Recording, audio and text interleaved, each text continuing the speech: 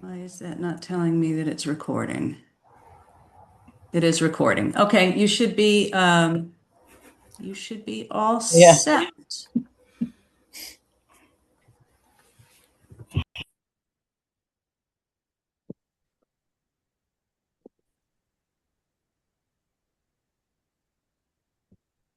Mr. Chairman?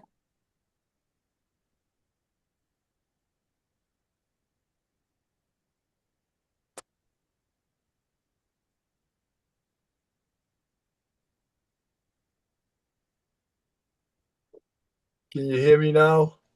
Yep. Okay. New configuration on this. I don't know what's going on. But anyway, welcome everybody to tonight's meeting.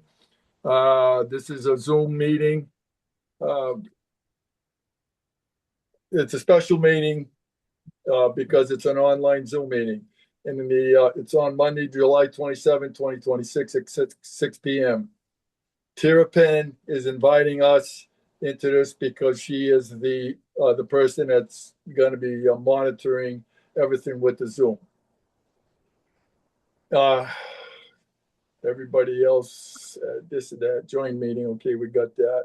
Now we're going to do a call to order, which was 7 o'clock. Is that correct? Or it's a few minutes after, Tara? If you want to call to order now, it's 7:01. 7:01, okay. All Would you right. like me to read out the members who are currently in the Zoom room? Yeah, because you got it all in front of you, and I'm just going to check it off just to verify it, okay? Yep. Yep. So far, I see John B. Lenke, Chair, Steve Nickerson, Kai Zor-Levac, Brian Santos, Dan Bennett, Ryan Canoyer, and Ray Williams as regular members. Scott Lapworth. Oh, I'm sorry. Steve Nixon's also not an alternate. I counted him with the regular members. No, I got it here, Tara. That's okay. I got it Okay, covered. Scott Lapworth and Joe Perotti Brown. So Steve, Scott, and Joe as alternates, and 1, 2, 3, 4, 5, 6 regular members. So you may seat all of the alternates currently for members not in attendance. Okay, we don't have Mike Krugel, correct? He is not in the meeting. That is correct. And how about Russ Robin? I do not see Russ either. Okay, Dave Popolowski is going to be coming in late. We don't know exactly what time. He had an emergency come up, I guess job related. I'm missing one other person here. Jane. I got Jane. She's out. I got her. She might be coming in late. I'm not sure. So with that being the case, at this time, you can seat all 3 alternates for whichever commissioners you like who are absent. The absent commissioners are Russ Robin, Mike Krogel, Jane Salsey, since you expect Mr. Poplawski to come in later. okay. And Kaiser Levesque isn't in either, is she? She is. Okay, she's I'm right here. Thank you. Thank you, Kais. Okay, so we'll put Joseph Perotti Brown for Jane Salsey right now. Steve Nickerson will replace Russ Robin, and Scott Lapworth will replace Mike Krugel. I have that. Thank you. I'm just putting my numbers in the right place. And I will inform you when Mr. Poplawski comes in. Thank you. Hang on a minute. I got one more thing to do here. Okay, we're all set.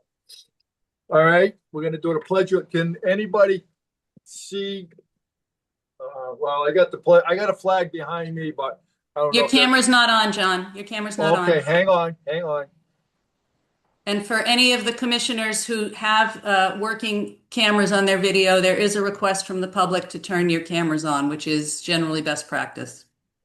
Can you all see the flag back here where my hand is? Yep. Okay. The flag is visible, sir. Thank you. I pledge allegiance to the flag of the United States of America, for which it stands, one nation, under God, indivisible, with liberty and justice for all. I said it for all of us. Good job. Hey, I try to do my best. All right. First item on the thing here is the chairman's statement. Under citizen comments, please state your name and address. Speakers are allotted 3 minutes speaking time unless otherwise directed by chair. Please address your comments through the chair in a civil and respectful manner. Since we are doing a Zoom meeting and online, can you hear me? Tara, am I coming through? Yes, we can hear you. And since you asked me to break in, I'll inform you that Commissioner Salsi entered at 7:05. Okay, we'll take and change Joseph Perotti Brown to replace Dave Popolowski in the meantime. Okay. All right. Yep. All right. Now we got that part there. When we did the roll call and seating of alternates, that's all taken.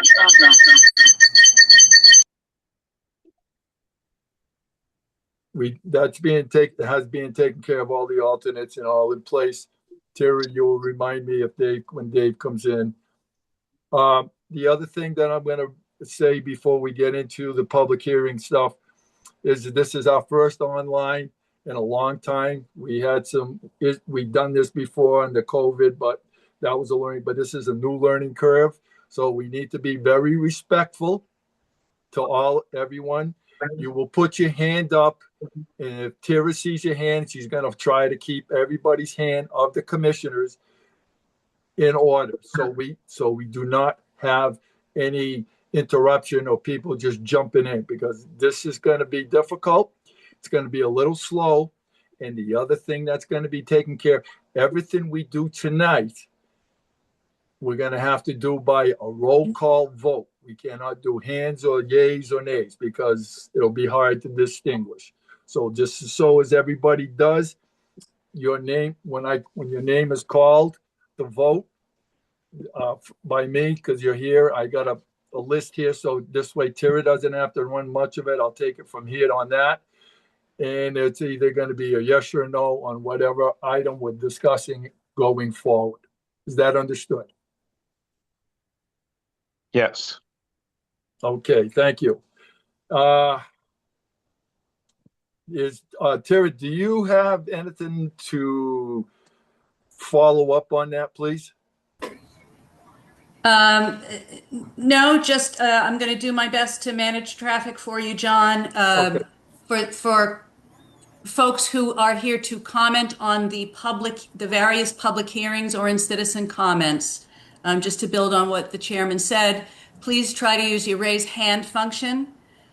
If you cannot figure out where the raise hand function is, or if you're on a phone where you can't use that, I'm going to recommend to the chair that before we close any comment period, that an opportunity be given for any of the attendees who can't use the raise hand function. But other than that, if you have it in your taskbar, please use it. That'll make it much easier. I can generally see the order in which they're raised. Hey, can you guys hear me? Yes, Ray. Okay, this is a new computer and I can't find a thing to raise my hand. So I might have to jump in if I have something to say. You do have some feedback. Oh no, that's not you. I got it. Ray. Yeah.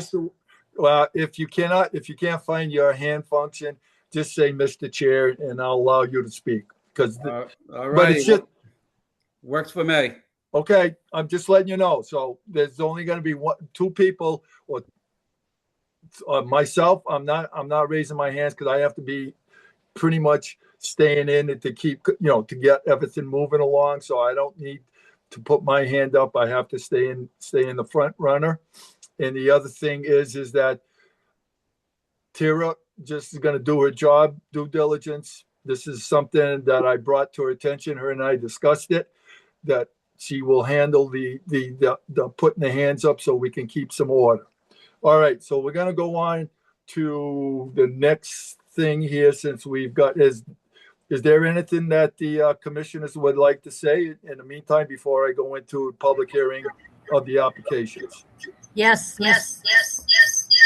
Go ahead, Jane. Jane, you got a lot of feedback. Yeah, Jane, no you- kidding. Yeah, you're, I know why it is, Jane. You're in twice, so you've got two microphones next to one another, so you just need to mute one and use the other. Yeah, Nope. Let me see. this is why. Okay, just do your best, Jane. You do appear to be muted on one mic.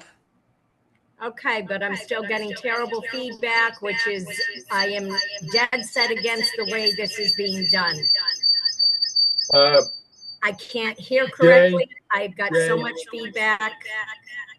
Jane, thank you for your comments, but we'll address this as we go along. We need to get this meeting ahead so we can get it done. Yes, but basically, I'm on mute now because this is ridiculous. Jane, can you see the two comments put in the chat by Dr. Perotti Brown and Commissioner Bennett? They're recommending that you leave one mic unmuted and then turn the speakers off on your other device, and that should cancel the feedback loop. Okay, no. I have one device in front of me. I don't know how I got on here twice. So this is not acceptable. Okay, let me try to remove one of your two instances. You may have to dial back in if it takes out both, but I think I can remove one instance.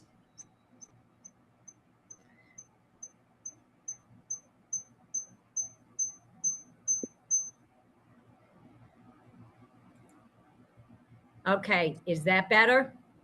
You got it. Okay, thank you. So you can hear me, there's no feedback. Correct. Okay, if I'm having these problems, other people might be having the same problems. That's why a total Zoom meeting is not a good idea. Jane. We'll address it as it comes along, Jane. Yeah.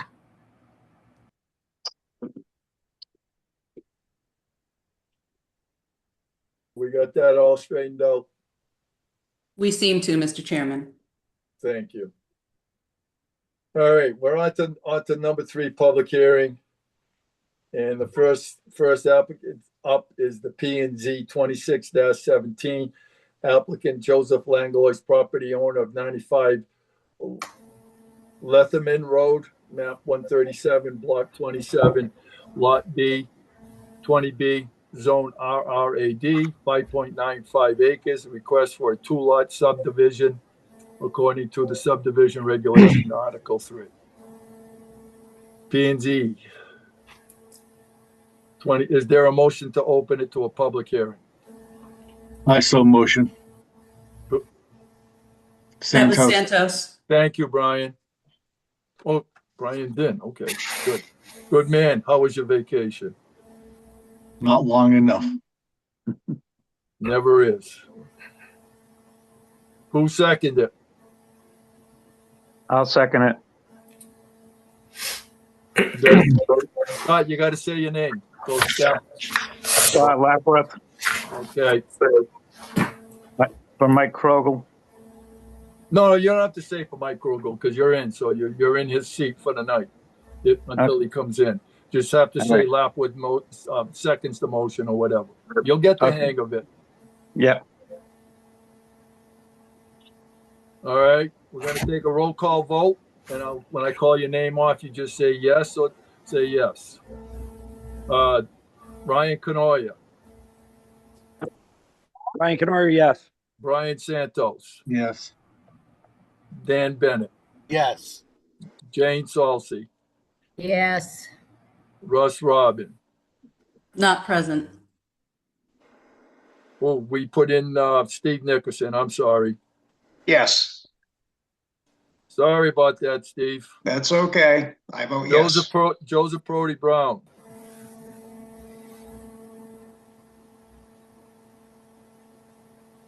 Joe might be having a technical difficulty with his microphone. Kind of figured. No, he's just on mute. Joe, you're on mute. Yes. Oh, there he is. Welcome aboard, Joseph. Okay, Russ Robin is nobody. That's two. Steve. John Lapwood is Mike Cogan. Okay. Now we have 1, 2, 3, 4, 5, 6, 7, 8. 8. Would eight be corrected, Tara? No, you're No. still missing Ray Kai. Williams. You're still missing Kai's, Ray, and yourself. I'm sorry. I got this thing. I got to get myself acclimated the way I got this printed out. Ray Williams. Yeah. Kaiser Levesque. Yes. Okay.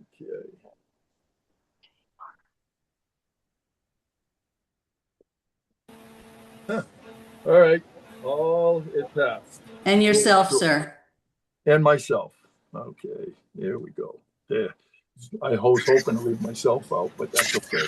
Like I said, this is a whole new ball game. It's going to take a little bit to get the hang of it.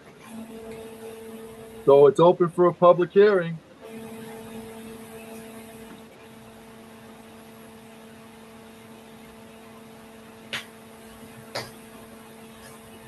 I believe you have Daniel Blanchett for the applicant.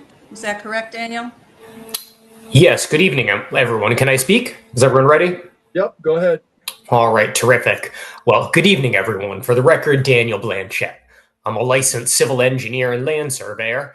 I'm here tonight on behalf of the applicant, Joseph Langlois, who owns property at 95 Leighton Inn Road in Thompson.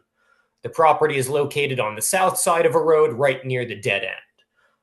The general idea is to perform a re-subdivision to create one new single-family building lot. The site is an interior lot. It was originally subdivided in 1989. At the moment, it shares an existing driveway, a shared driveway with 93 Leighton Inn Road to cross a small series of wetlands.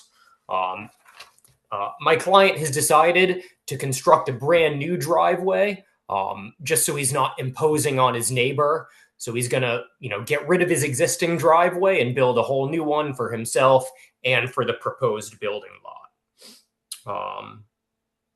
We do have approval from the health department. We have approval from the wetlands department. We have submitted all the necessary abutter notices. We've installed the sign. In terms of the proposed construction, it's pretty straightforward. We're proposing to build one new lot, about 3.1 acres in size, for one new single-family dwelling with, associated driveway, well, septic system. What else? I did get some comments from the zoning officer, Cindy, which I believe I have addressed. Some of Cindy's comments, again, involve submitting some documentation from the wetland department, the health department. She had a question about the shared driveway easement, which I submitted. She had a question about stormwater management. I submitted a report to the effect as that as well. And overall, I think, I feel that we're meeting all the requirements for this re-subdivision. We're trying to create one new lot off of 6 acres. I think it's a pretty straightforward project. I'd be happy to answer any questions. Mr. Chairman, would you like to open it up to public comment or to the comments of the commissioners? Well, I'd rather open it up to the commissioners first, and then we can open it to the public. Thank you. Jane has her hand up first then. Okay, as far as the new driveway, and it is a shared driveway, is that correct? Yes, ma'am. And is it going to be a branch off of that shared driveway, or will it be totally new? It will be totally new with a new paved apron out to the road. Out to the road. Okay, thank you. I have a question. Go ahead, Ray. Yeah, it's about the sign and the neighbors up there. That this sign does not say nothing about the Zoom meeting. So there's neighbors up there that probably are sitting at the town hall that want to speak on this, and I don't really think we should be doing this until we have a correct forum. You know, I'm not exactly sure what the sign says off the top of my head. I do have a copy of the letter that was sent to all the abutters. Would you read that, please, Mr.? Absolutely, yep. It says, blah, blah, blah. The meeting will be a hybrid in-person and online Zoom meeting. I did not realize until after I sent the letter that was not going to be an in-person meeting. Mr. Chairman, may I say something, please? This is Cindy, the CEO. Cindy, go ahead. A second letter was sent out, as I said in my memo. Second notice was sent out from the zoning office amending the location of the meeting. So all those abutters within 200 feet got a second notice of the letters of the change of the meeting location. And I have this certified tickets right here in the folder. So they were notified. Can I ask you one question? Sure. Cindy done? When did you send out the second notice to verify there was going to be an online Zoom? Okay. You have to give me a minute. It's been tickets. They were sent out. Oh, I can't read. July 20th. And for the record, 7 days ago. For the record, if people don't feel that the notice was properly sent and they want to push that back for a month, I have no objection to that. I'm not trying to hide anything from the community or the neighbors. It was, I thought it was a hybrid meeting. It's only in person. If, the commission thinks that wasn't done properly, I have no objection to continuing this till the following month, and we'll post a new sign, send out new notices. That's perfectly fine with me. Okay, the other thing I'd like to say is that I literally drove those letters to the Putnam post office because I know that if you drop something off at the Thompson post office right next to the town hall, then it goes to Putnam. So that's a delay, another delay. So I literally drove to Putnam, dropped them off at the post office, right near the postmaster there. So they wouldn't have had that 1 day delay. Now, just to give you an idea how the mail runs, somebody told me Saturday they mailed something to me to my home, and I actually got it in the mail today. So take it from there. Mr. Chairman. Mr. Chairman, Jane. You hang on a minute, Jane. Who was that getting ready to speak?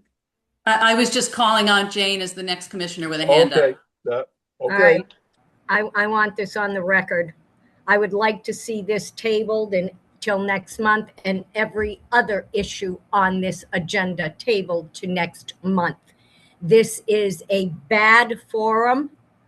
I've had problems. So if I've had problems, I know other people have. This is not the correct way to do what is right for the citizens of this community. I have had so many people come up to me because they were confused. They do not know. They don't have access to a computer and they cannot get on. I make a motion that every issue on this agenda tonight gets moved to next month and that we no longer do Zoom only meetings. And I have put the motion out there. Well, Mr. Chairman. First of all, to do that, we have to put the motion of the public hearing. We have to take that off the record so we can make a motion if you want to postpone it till next month meeting first, and then Daniel, you're okay if it does get pushed till next month? Yeah, personally, I have no objection. I think it's an easy, simple project. Again, I'm not trying to exclude any neighbors. I thought it was a hybrid meeting. I made a mistake. So that's fine with me. Daniel, you didn't make a mistake. When you sent out your notices, we did not have notification that it was a hybrid meeting. And as soon as I got the notifications, because you sent out your notices earlier than the due date. And it's 2 ahead of time. Yeah, right. And as soon as I realized you did that, then I went ahead, because it's the office responsibility, I went ahead and sent it out. My suggestion is during the public hearing for those applicants that are in that area and want to speak on this application, ask them if they got the second letter. That's my suggestion. I appreciate that, Cindy. I appreciate you following up and trying to, make sure everyone was notified. That's terrific. Okay. Mr. Chairman? Yes, yes. Two things. One, Dr. Perotti Brown has his hand up to comment next, but in regards to Jane's motion and request, which I do know is still waiting on a second, you would have to make that motion individually for each public hearing. Yes, I know that.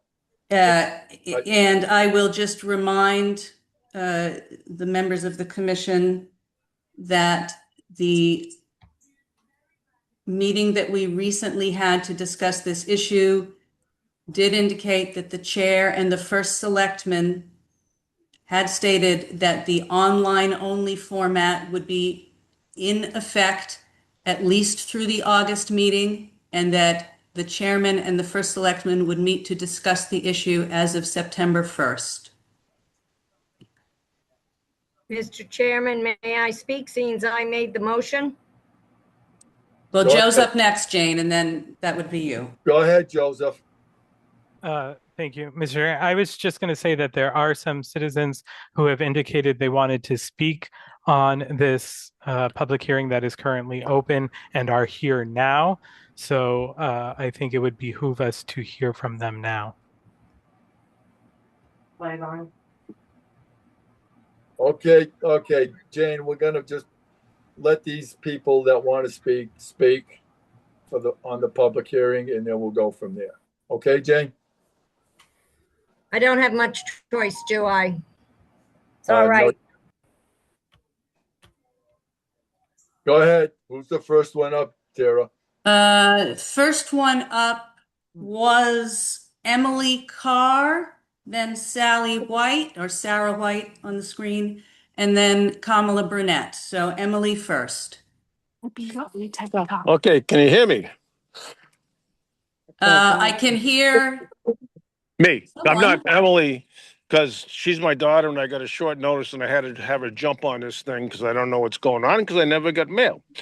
Okay, so that's okay. I've heard you talk. I heard Can you you tell talking us your about. name and address then, for the sake Yeah, of the record, I certainly please? can. Jeffrey Carr, and my neighbors know me, 89 Lessenden Road, Thompson, Connecticut. Neighbor. The right of way goes between me and Tim right up the road. Okay, so now Joe wants to do his thing. That's fine, but he can use the existing right of way. The statement that says he doesn't want to bother me or my neighbors is not correct. If he puts another driveway in there or another road in there, he's going to be cutting down all kinds of trees, going through the wetlands when he has an existing right of way right here that he can utilize going through the wetlands. We got to protect the wetlands and the woods. There's not like he's doing me a favor by moving the driveway, and he's certainly doing anybody a favor. The only thing he's doing is protecting his privacy and violating someone else's privacy. I'm sorry. That's what I got to say. Thank you, sir. Thank you, Mr. Carr. Who's next? Sarah White. Good evening, Sarah White, 308 East Thompson Road. That being said, the entirety of Mr. Langlois' southern border is abuts my property. And I could perhaps estimate how many feet that is, but perhaps Mr. Blanchette could tell me exactly how many feet of this property abuts my property, my boundary. And then I have several other questions.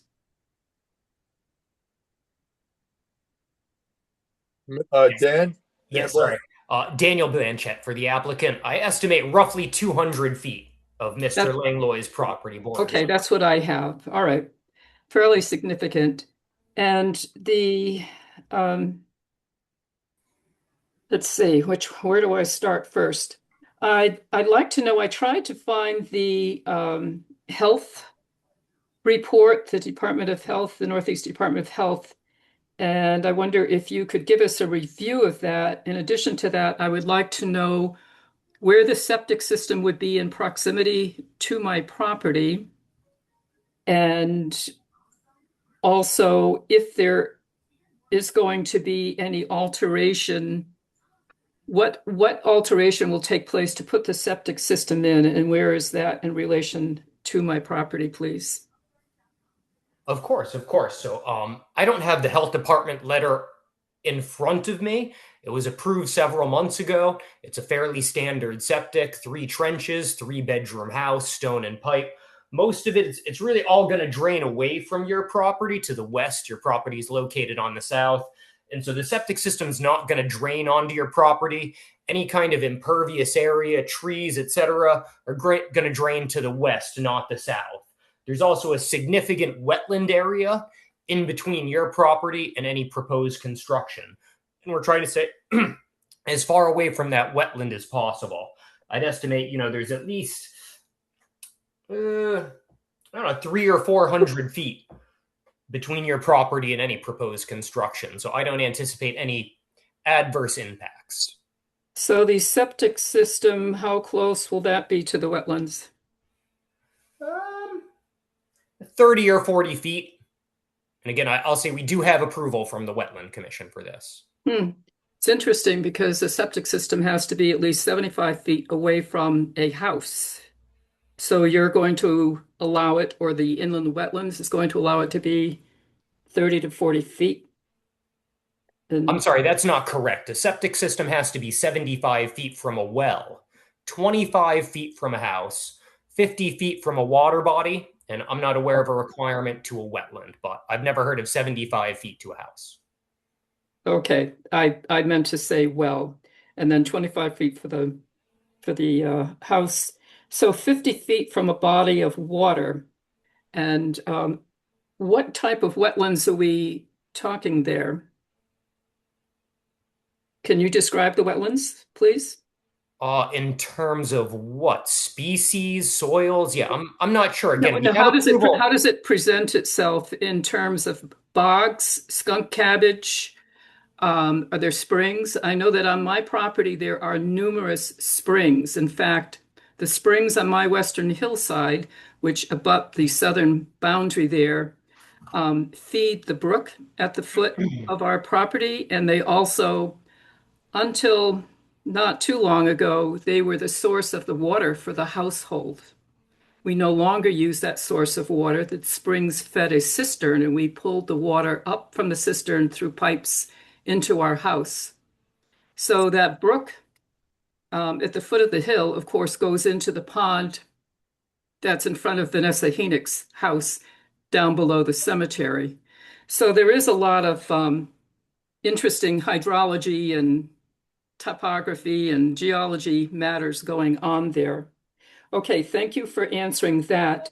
You mentioned that it's a 3-bedroom house. Could you share the square footage, please? Not exactly. At this point, when we submit a subdivision application, our site plans are conceptual in nature. The idea is to show that the lot can support a septic system, a house. It's large enough, the soils are adequate, it's not going to impose or affect any neighbors. I don't know if the applicant's going to build here himself, if he could sell it to someone else who might want to build a different size house. And so at the moment, my site plan is showing kind of a generic 3-bedroom house and septic system. As to what someone might construct 1 or 10 years down the road, I can't say that. Daniel, are you able to share what level of survey was done with wetlands? Was it a D or an A or? Yeah, so the boundary lines were located to Class A2, which is required by state statutes to create new property lines, which requires, again, a 1/8 inch of accuracy. Wetland flags done by a licensed soil scientist were located to Class B accuracy, which is plus or minus a couple inches. which is absolutely sufficient for wetland flags. You know, the borders of a wetlands are not exact. If you have different soil scientists, they could be a couple feet apart. And so Class B is absolutely acceptable for wetlands. Could you kindly identify the soil scientist that was contracted with it? Of course, he was a great gentleman named Rick Zulik. That was done in May 2026. He works in Ashford. He's a terrific, very knowledgeable gentleman. All right, thank you. And then so we don't know offhand exactly where the house would be sited in relation to other neighbors and my boundaries at this point. It's speculative. Is that correct? That's correct. Again, we don't want to get a lot closer to the wetlands. Obviously, we can't get too much closer to the property lines, but I can't predict, you know, if someone buys this and they wants to push their house 5 feet north, you know, I can't predict that. And my understanding is that with the revision of zoning regulations, that there is the option in the future of whoever builds there could also build an accessory house or an accessory dwelling. Yes. Yes, there is. Would that require another septic system, or would it feed off the same septic system? That would be up to the health department. They have to get a health department approval first. Okay, so the reason I mention this is that with the alteration of the zoning regulations, people that bought their parcels there years ago bought under the impression and the confidence that their land and their neighbor's land wasn't going to change. Now, I understand that you could probably make a case that, well, we've changed the regulations, but when you talk about, you know, human relations and just expectations and confidence, it is my sense that a lot of the people purchase up there to be off the main road, to have their little bit of paradise, and that they felt, you know, they had some woods around them. Some of the lots vary by size, but they were confident that in the future there would not be any changes. So this is quite a change. Now that is a general statement, but it's not. It's a pretty significant one. And could you also share? So if Mr. Carr recommended leaving the shared driveway as it is, which seems to have merit, but if the decision was made to put in a new driveway, where would that go, please? Yeah, so I was going to address that later in terms of Mr. Carr's question. He's absolutely right. My client does have an easement to share a driveway with his neighbor, Mr. Kozlowski. Unfortunately, a large portion of the driveway was constructed outside the easement. Part of it is on Mr. Kozlowski's property. Part of it is on Mr. Langlois' property. And then as you go in further, a large percentage is outside the easement on Mr. Kozlowski's property. Again, I can't speak to who built it, but you know, to use the existing driveway, we'd have to move a lot of it or get a much larger easement from the neighbor, neither of which are very easy to do. Thank you for sharing that. Could you please disclose to me then who actually owns the easement? Whose deed is that under? It's under both people's deed. Again, each person has a 50-foot strip, and I believe they each have a 25-foot wide easement over the middle portion of each other's land. Yeah, exactly. They each have a 50-foot strip out to the road, and then the middle portion of that, 25 feet other side, they have a shared driveway easement. At the beginning, it kind of meanders back and forth, and about halfway up, it really creeps onto Kozlowski's property and then gets outside the easement. So you are reading from a deed. Do you have a citation for the deed where it shows, it has language to that effect that shows that they each own? It's all shown pretty clearly on the associated site plans. I don't have a volume and page in front of me for the deeds. Has anyone read the deeds to ensure that the easement is owned? Yes, I have when I submitted my signed A2 boundary survey. Okay, that's kind of curious. Will I have the ability, as I hear other people speak, and given that I have quite a bit of boundary with this property, if I have another question, will I be able to ask that a look after Kamala and the whoever else What? wants to speak? Why don't you just I'm ask okay with that. Dan, Sarah, why don't you ask that question now so we can move on, please? If you got, Because I don't want to tie up the time, and I'm going through my notes, and I don't want to be tying up and let other people speak.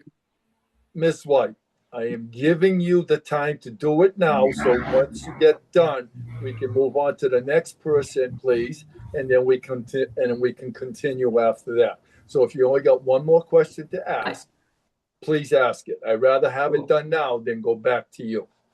Okay? I don't have it ready now. Well, so please go on to the next person, and thank you for this time now. The next person would be Kamala Brunette, followed by Patricia Kozlowski, and then it appears that Mr. Carr has raised his hand again, so you would have to decide whether he also would be able to submit a second comment or question. Go with the first two that haven't done it yet, Tara. Just that you got in order. Then when we get down to Mr. Carr, we'll give him. I'll give him a minute and a half. Okay. I would recommend, if you're going to give Mr. Carr a minute and a half, to give an additional minute and a half to Ms. White. Yes, I know that. Go ahead, Ms. Burnett. Thank you. My name's Kamala Burnett. I reside at 101 Leighton Road with my husband, Timothy.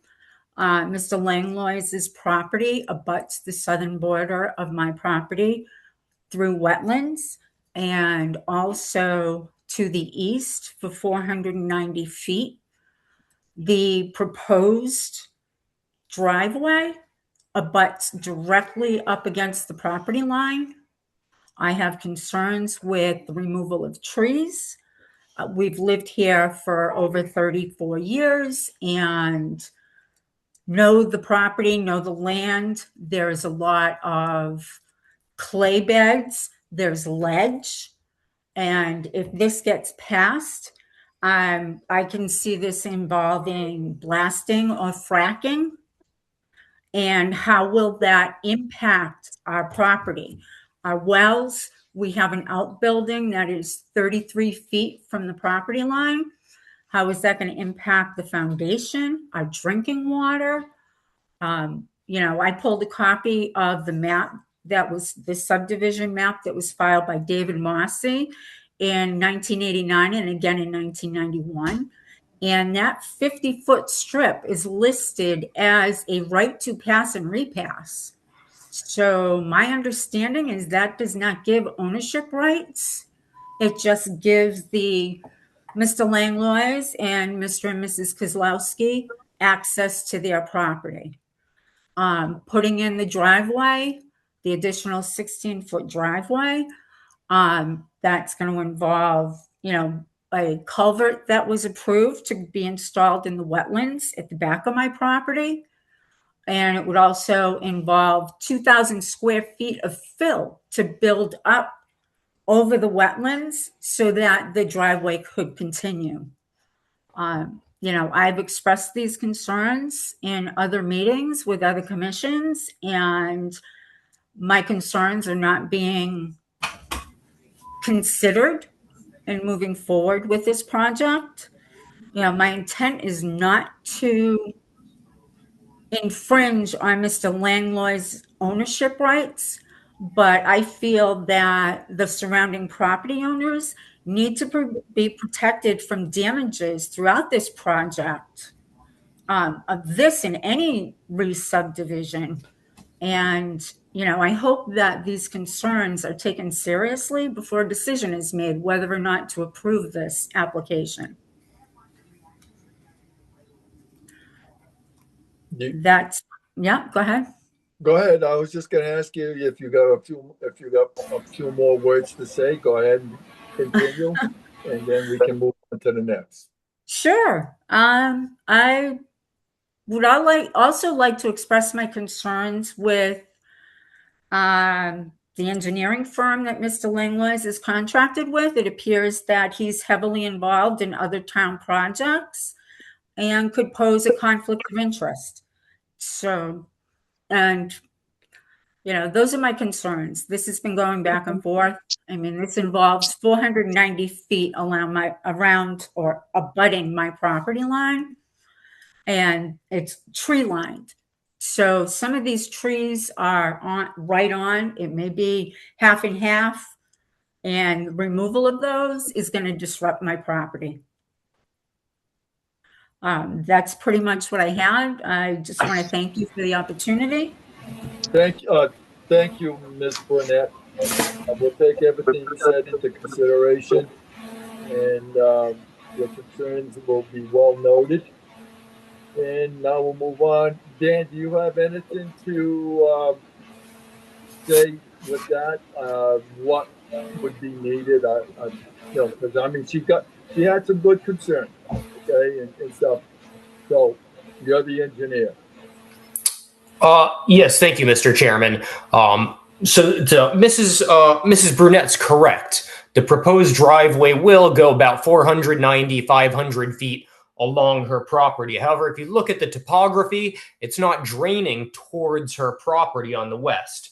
The driveway is draining south towards the wetlands, which then drain away from her property. And so I don't anticipate any kind of drainage or flooding or anything onto Brunett's property. Again, the driveway going into the wetlands, which then drains away, I don't anticipate any issues there.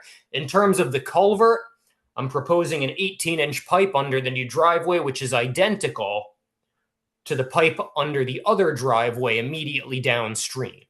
And so if the existing pipe is not causing any flooding issues, my proposed pipe is certainly not going to exacerbate anything. It's the same pipe 30, 40 feet upstream. In terms of specific trees being cut down, unfortunately, I can't really speak to specific trees.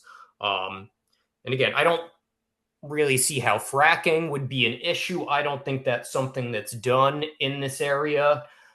I haven't observed any ledge there personally. I don't think blasting would be required. There's not a lot of earthwork for this driveway. If you look at my proposed driveway, it's mostly fill. As the driveway slopes down towards the wetlands, it's steep, and we have to flatten that out to cross in the wetlands. So there's really not a big cut where I see, ledge or blasting would be an issue.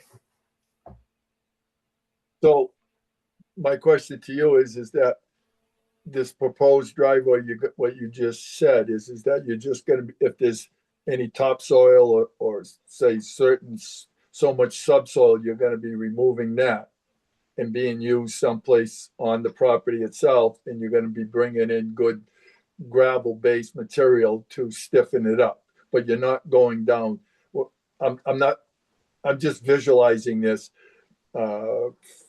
So you're just looking at whatever the depth of the topsoil is and whatever so much depth of the subsoil. So you, at least when you're putting down the good material, it'll compact better. Would that be correct? Yeah, exactly. That's correct. So where the new driveway is going, we'll strip off, 6, 12, 18 inches of soil. We'll put in processed gravel. And then at the middle where it starts to go down towards the wetlands, we'll have to fill that to flatten a little bit, put a pipe underneath. There's no big cuts where I don't see ledge being a concern, even if it's there.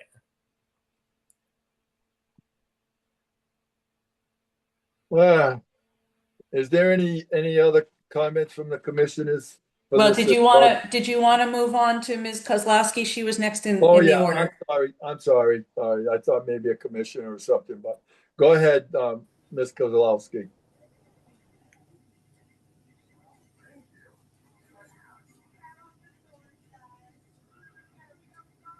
Is she muted still? That's what I'm going down to look. Yes.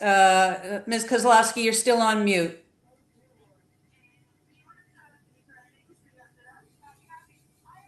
There she goes.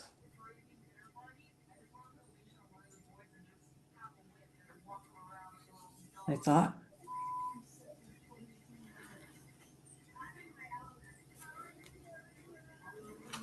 Ms. Kozlowski, if you'd still like to comment, you are still on mute.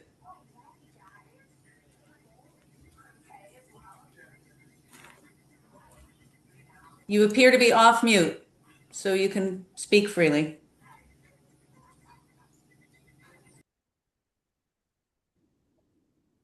Hang on. Okay, There we go. hello? Yep, we can hear you. Okay, thank Okay. you. Lettenden Road. We, okay. Okay, we are to the west of, we purchased our land in 1989. Our second son was born the same day our foundation was poured, and we established a cabin in the woods, and got our occupancy here in 1994. So exactly what I just said. We love our cabin in the woods, and we have a few questions and concerns about building in our to our left in Mr. Langlois' property, new subdivision. One of our concerns is the wetlands, and in the back of our property, mostly. In the wintertime, the winter frost and winter water runoff from our back land and the overflow of water that comes from our back property is pretty significant.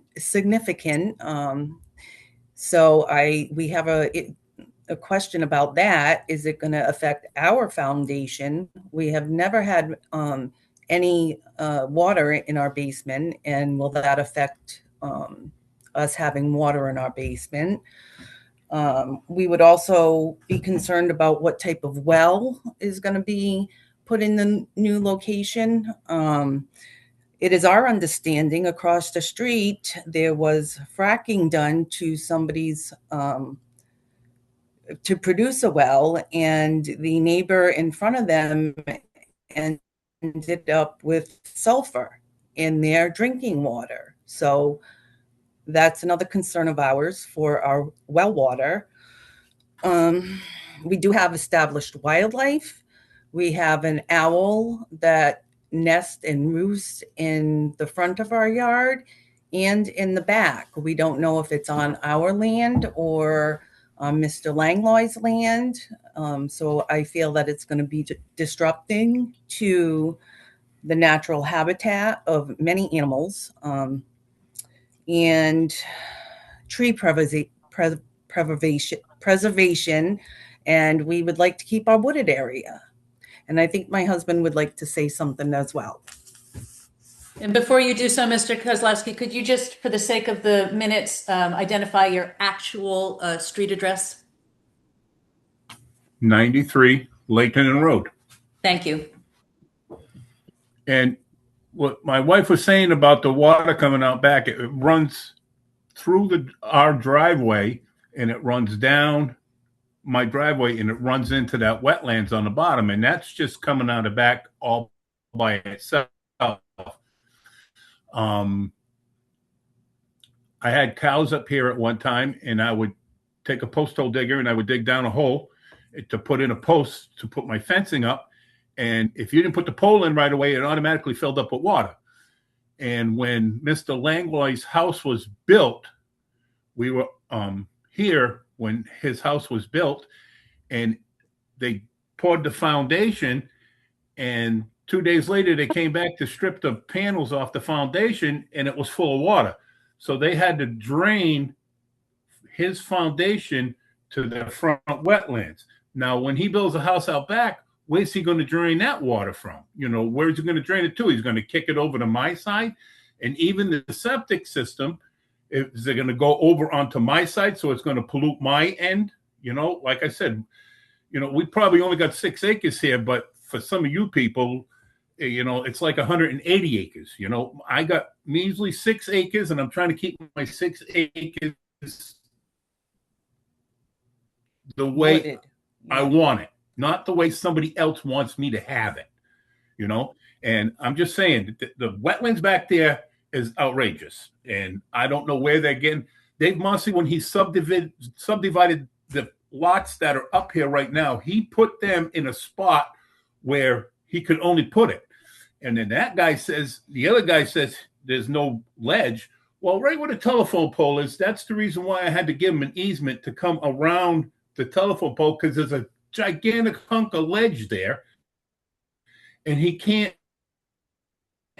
Dave Mossy couldn't put the driveway in the way it was supposed to because there's a gigantic hunk of ledge there. So I don't know what this other guy's trying to connive, but I don't know. I just don't see nothing good coming out of this. For years, we fought with the driveways, just with two people. Now there's going to be, maybe he'll have his own driveway, but then you still have another vehicle around, and I don't know. I don't get this at all. Okay. And that's all I got to say. Thank you. Yep. Ms. Kozlowski, you all set? Ms. Kozlowski, are you all set? Just give a thumbs up when you're looking. Well, I think she can't find her reactions, but they appear to have stopped their comments. So you've got Cindy with a hand up, and then at your discretion, Mr. Carr and Ms. White. Okay, Mr. Chairman, I have a question too. Can I go first? I was just going to say, go ahead, Cindy. Okay. All right. If that's your hand, put it down. Okay, that's my hand. Okay, so in answer to Mr. Carr saying earlier he didn't receive a notice, I have the certificates, certified mail receipts here that he was sent a letter from Daniel's office and sent the second letter from our office. That's the first thing. The Northeast District Department of Health approval is in the record, and everybody should have gotten a copy of that. And in relationship what the Kolowski's is concerned about the wetlands, and I believe the speaker before that mentioned wetlands. This application went through wetlands, and wetlands has approved it, and so they do have a wetlands application for this property.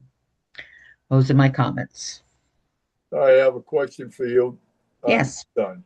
On the inland wetlands, the notification was it sent out, not as well as to you, but how about can the applicants see that approval of an application? Because see, that's inland wetlands that we have to follow what they kind of say. So it's right here.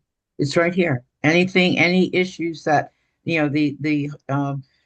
the property owners surrounding this property had an opportunity to speak to the wetlands when it came up to the wetlands committee, and that was, well, this date of approval is June 9th, so I don't know if that was May or their June meeting that they approved this. So they have a date of approval June 9th, 2026, and expiration date is June 9th, 2031. So obviously the Wetlands Commission, I can't speak for them. No, I'm not asking you. Yeah, only way I can speak for them is that I have the inland wetlands permit approval in the record, which is required before you can vote on a public hearing that involves wetlands. That's all I needed to hear. Okay. Thank you. All right. Thank you very much. Okay. All right. I'm going to go to you, Ray, first, and then Cindy. I'll go. Cindy. Tara, I'll go back to you and tell me who's next after Ray. Very good. Okay, we're hearing a lot about wetlands here. Was there an NDDB report on this property? Yes, I said that in the beginning of my conversation, that the Northeast District Department of Health approval is here in the record. No, that's North District of Health. What about the National Diversity Database? Oh, I'm sorry. I apologize. That would be up to wetlands to make that determination. That would be up to the conservation, I'm sorry, to make that determination. And that is not our department here. If I could speak for a sec, please. Hang on a minute, Dan. Sorry. Okay. Go ahead, Cindy. Finish what you're saying, please. No, it's not. That's not our venue. It's conservation. So maybe Daniel has an answer to that question. Okay. Dan, go ahead. Say what you need to follow up on that. Yes, Mr. Williams, to answer his question, we did submit an application to the NDDB, the Natural Diversity Database Program, which is required by all wetland applications. The DEEP came back. They did not see any adverse impacts or know of any endangered species nearby. And so the Wetland Commission, again, did not anticipate any serious impacts to wetlands or watercourses and approved the project. Well, what was the last few words you just said? Sorry about that. Oh, sorry. So wetlands, the wetland application required us to contact the Correct. NDEB program. They came back. They did not have any concerns. That was submitted to the Wetland Commission. And again, the Wetland Commission reviewed this application. They did not have any concerns about impacts to wetlands or watercourses, and so they approved the project. Thank you. Thank you. It was the end. That's what I was just, the end, what you said, the last few words is what I missed. That's on me. But No. Ray, are you, what he just said and everything, is that? No. But Yes, I'm all set. Thank you, Daniel. Of course. Good question. now who's next, Tara? So all three of the prior commenters, Mr. Carr, Ms. White, and Ms. Brunette, have raised their hands for a second round. At your discretion, Mr. Chairman. Let me see. Mr. Carr was first before Ms. White, correct? Correct. Carr, White, and Brunette in that order.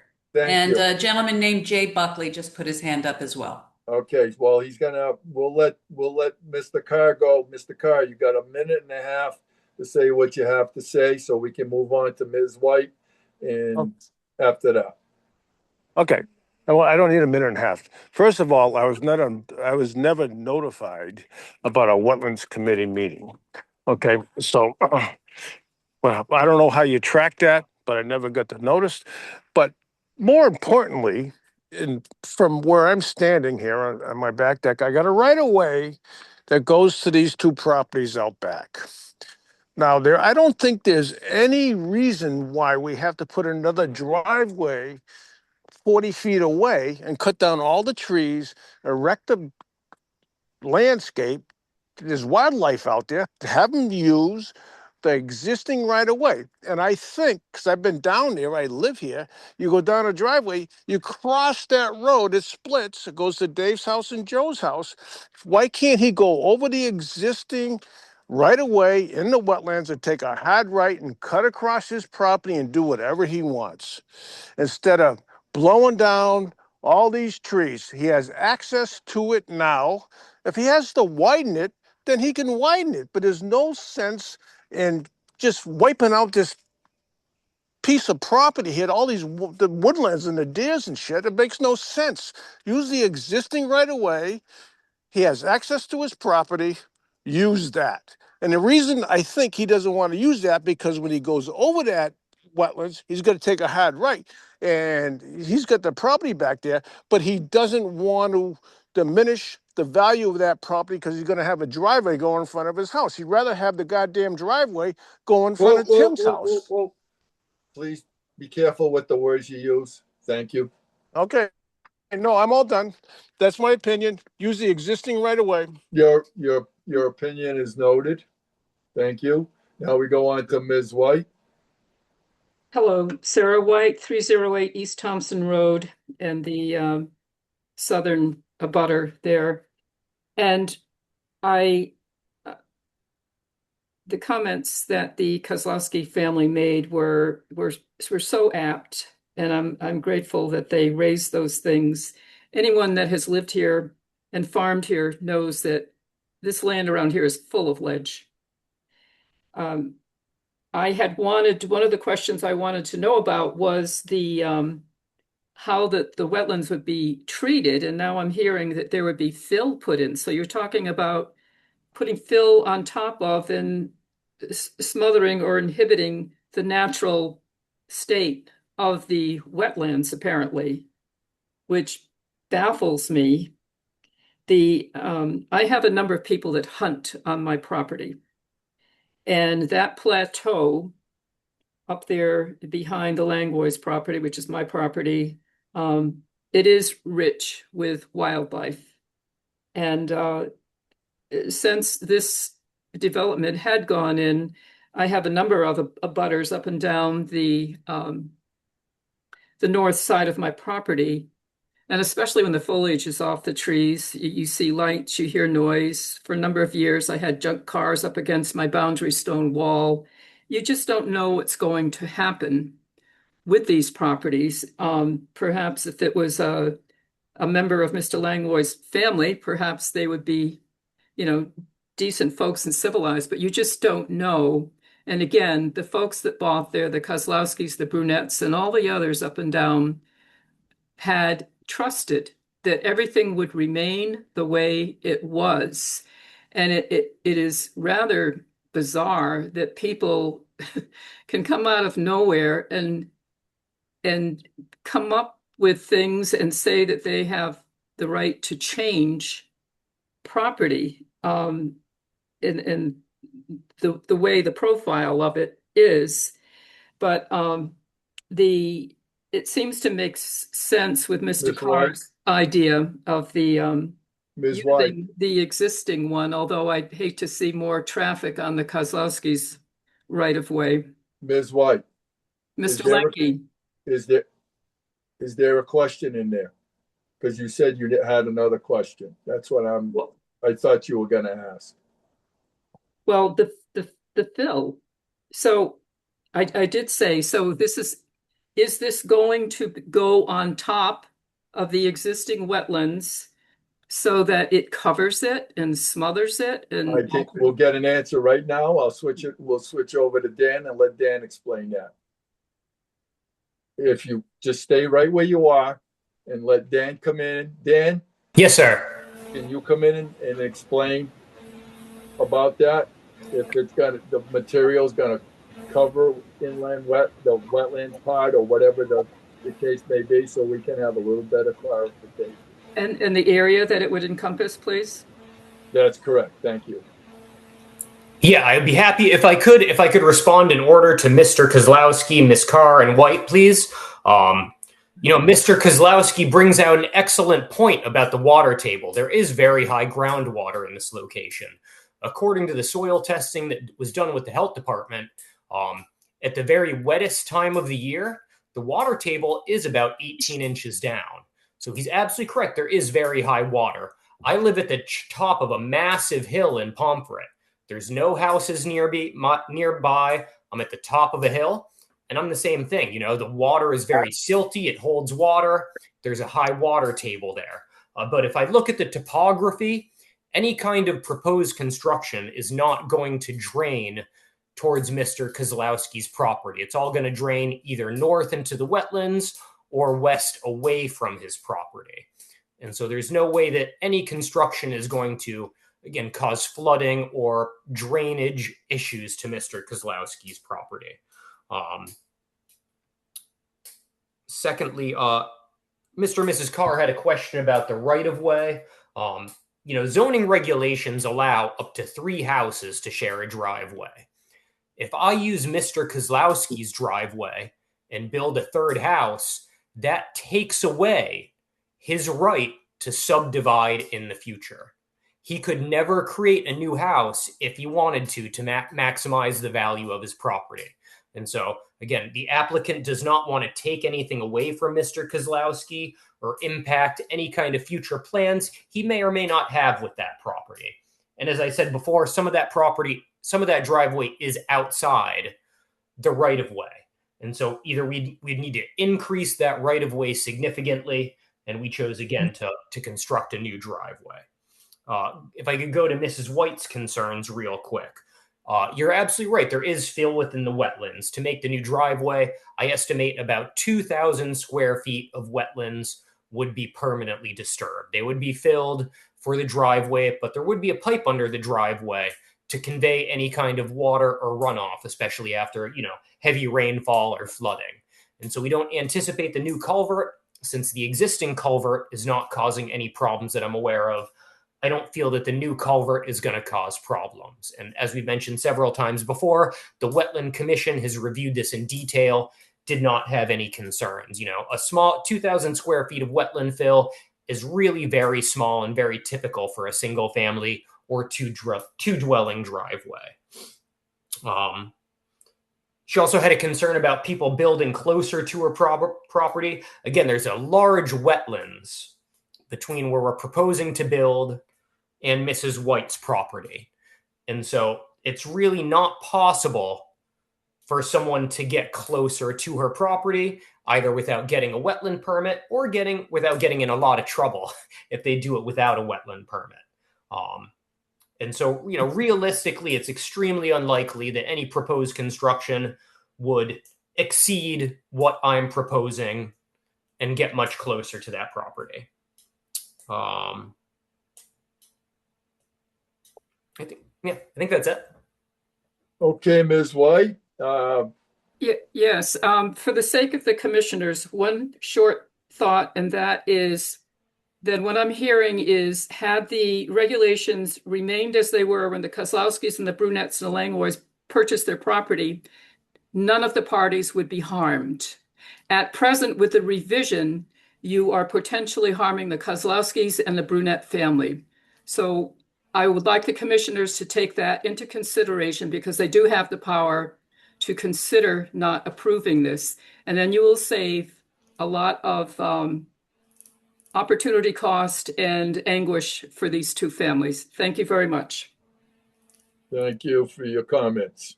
Next up, you have Ms. Brunette again, and then Mr. Buckley, Jane, and at your discretion, Mr. Carr has put his hand up for a third go. Okay, go ahead. Just call the sequence. Ms. Brunette, please. Thank you very much. Daniel had mentioned that the proposed driveway would drain into the wetlands at the back of my property or our property. Wouldn't there be any type of contamination there? I mean, you've got runoff, storm drainage, you have chemicals that may be used to treat the driveway, during the winter. That's all going to go into the wetlands and go downstream to the other properties on this side of the street. The second comment, well, that was a question. The comment I have is that I attended the June 9th meeting with Inland and Wetlands. And when I asked the question about the culvert, I was told that if Mr. Langlois is prevented from accessing his property, the town could be sued. So if that's the rationale for approving the wetland application, there should be serious concerns with that from planning and zoning board. Daniel, if you could please speak to the runoff going back into the wetlands, as you mentioned. Of course. Again, Daniel Blanchett here for the applicant. I don't anticipate any issues with chemicals or runoff or contamination of the wetlands, and neither did the Wetland Commission. And finally, to Ms. White's comment, when we purchased the property here, there were no houses on the opposite side of the street. Since that time, there are, I believe, 7 additional houses, and there were wetlands across there as well. So, the concern is that we're building up the town here, and we're not taking into consideration these open spaces and existing residents. And that's my final comment. Next, I have Jay Buckley with a hand up. Yes. Please identify your name and residential address. Yes, my name is Jay Buckley. Legal name is John.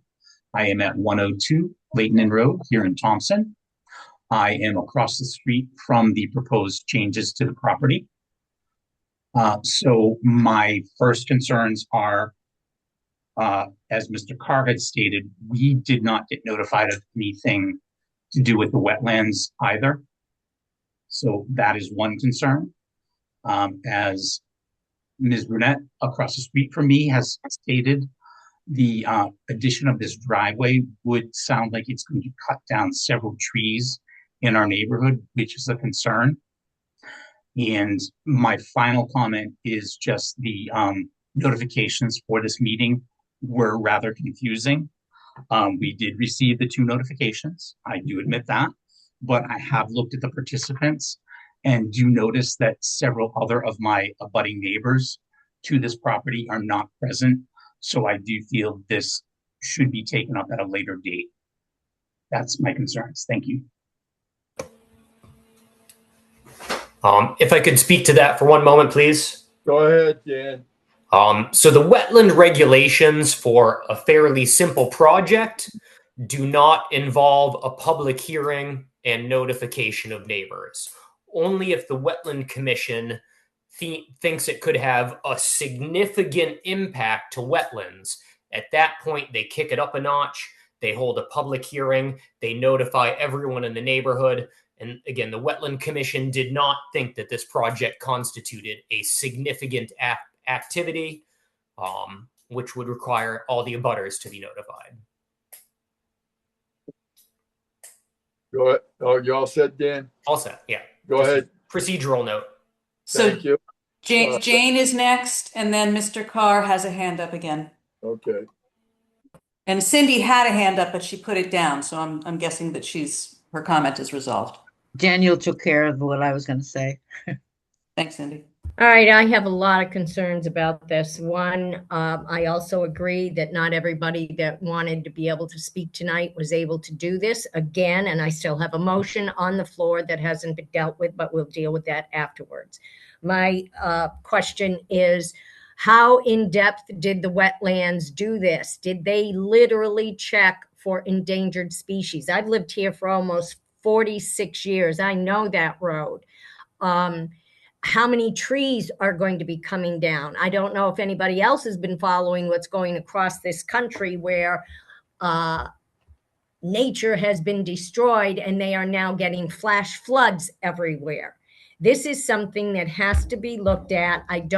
And to use, I forget who said it, that, oh, if it's not passed, the town can be sued.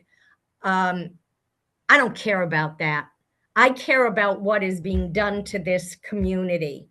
This is a beautiful, pristine area. My question to Dan is, the driveway that is there now, why is that not salvageable and being able to be used? Why can't another smaller driveway be taken off of that rather than going in and destroying all of this, not to mention what it is going to do to the abutting neighbors? This is something that I think needs to be looked in more in depth.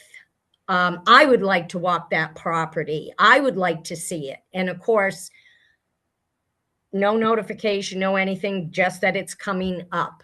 I think this, like I said at the beginning, this is something that needs to be pushed back and looked in a little bit more in depth. And Dan even said it would not be a problem to do that, just so that we satisfy the people up there that this is really going to be affecting firsthand.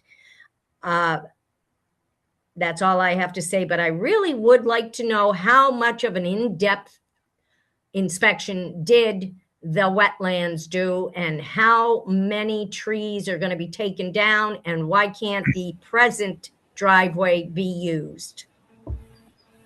Of course, yeah.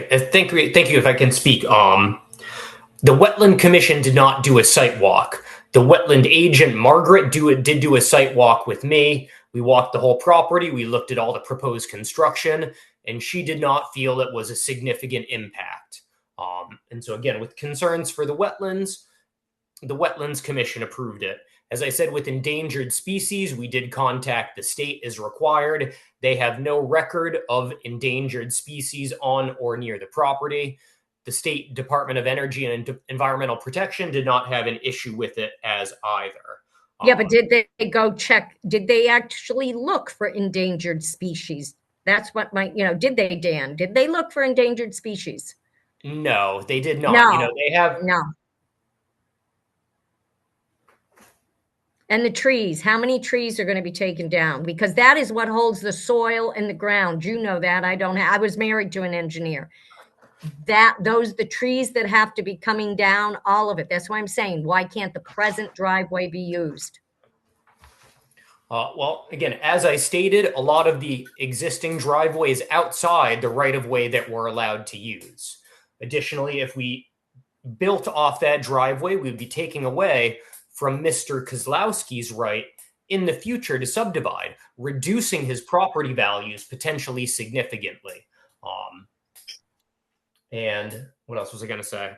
It would also cause more traffic to Mr. Kozlowski's driveway, and we all felt it would be, again, cleaner, less impact to everyone if we just built a new driveway parallel to the existing driveway. If we used Mr. Kozlowski's driveway, we would have to widen it in any case. We'd have to extend the culvert. There would still be fill within the wetlands. We'd have to get a much larger easement or redirect a significant portion of the driveway. And so we felt it was most prudent to create a whole new driveway. If we look at the wetland disturbance, less than 5% of the wetlands on this property is being disturbed. And if I can pull out my stormwater report, the proposed lot is over 3.5 acres. If we look at the construction, it's less than 3% impervious area. And most of that drains west into lot 18, the Panu Irrevocable Trust, which is not developed. It's very large and extensive. That's Mr. James Panu's property, correct? I don't know his first name, just what's on the tax maps. But again, I don't anticipate any kind of flooding or drainage issues with such a small amount of impervious area. Thank you. Who's next, Tara? Well, Santos had his hand up, but seems to have put it down. If he does not have a comment at this time, then at your discretion, if you would like Mr. Carr to be allowed to speak again. I'll give him another minute. Go ahead, Mr. Carr. Hey, okay. A couple things. I don't know why the Panu's not here. Probably because they haven't been notified, like half of the rest of the neighborhood. But the existing right-of-way, which is adjacent to my property, can clearly go down there onto Joe's property, and he can take a hard right, and it will not impact Dave Kozlowski's property. That is just a smokescreen. There's an existing road driveway that can be used without disturbing the rest of nature, and everything else is a smokescreen. You want to go back, Joe? I don't know if you're listening, Joe. I know what you want to do, and I am not against it, but you cannot just go plowing through the woods. Then do your thing. There's so many issues involved here. I don't know what to say. Just bring some common sense to the table here, for Christ's sakes. Where are the Panus? Right. Where are the Panus? The Panus own half the property up there, and they're not here. Mr. Why Carr, aren't they? Yes. please be very careful with your language, please. I will be very careful, and I apologize, Mr. Chairman. Thank you. I Mr. apologize. Chairman, Yes, Mr. Chairman? hang on, Mr. Carr. What is it, Tara? Two things. One, I believe that the Panus did contribute a written comment via to the CEO via the website, which I believe she gave the commissioners for their review. You might want to read that into the record. And Mr. Santos put his hand back up.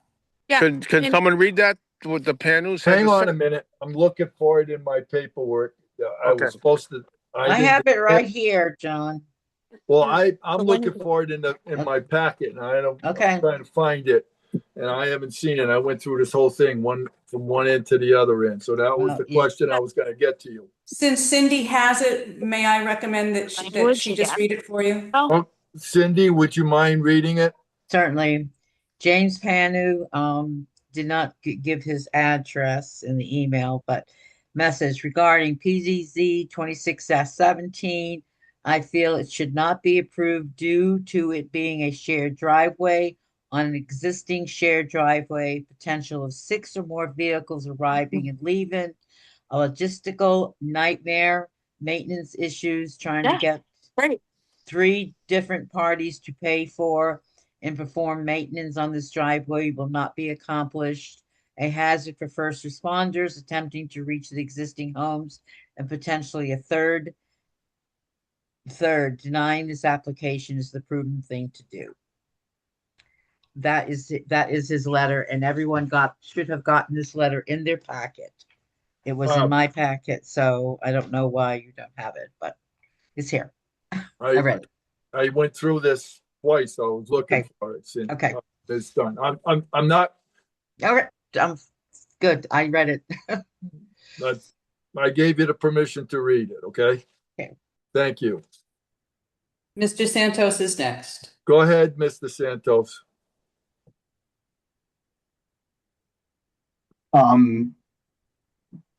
So I definitely need to get over to check this out. I will do so. This is just a general comment to Daniel. I'm not understanding if the shared driveway was the existing driveway was to be used, why that would take away from what was it, Zinlowski's right for Zinlowski's. And you don't have to answer me on that.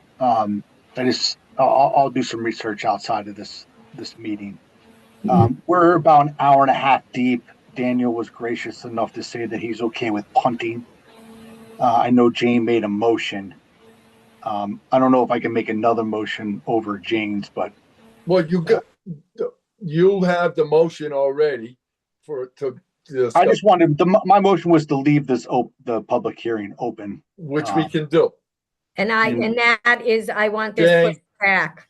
Yeah, mine's more just on this particular one, Jane. I know you were trying to bulk them all into one. Yeah, and I can't do I don't that. know if that's going to help us with the hybrid situation next month, but we do not have. We can continue this public hearing till next month.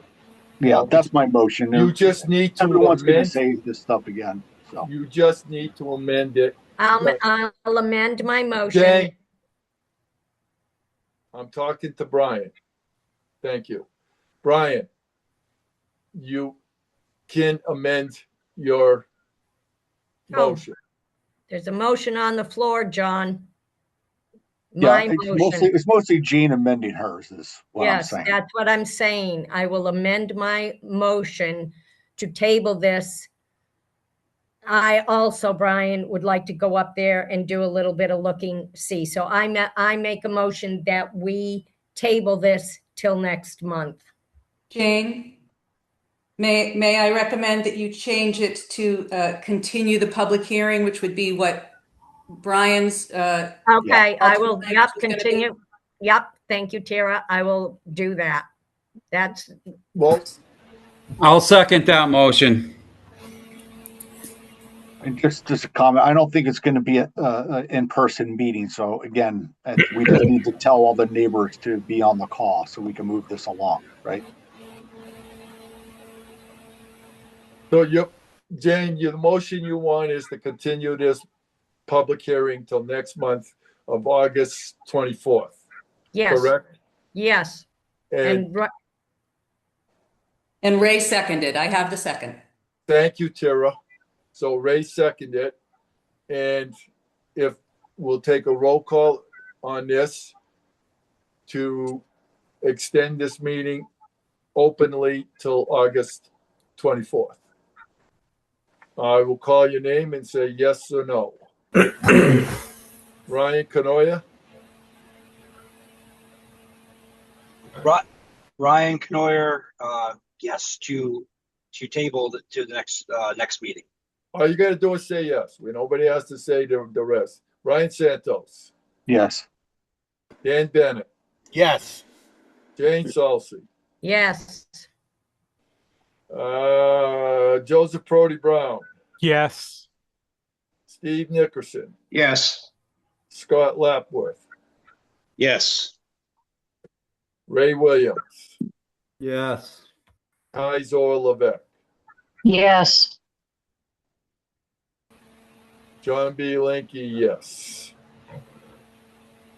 The motion is approved. The public hearing is continued to the August meeting. August 24th meeting, correct? Yes.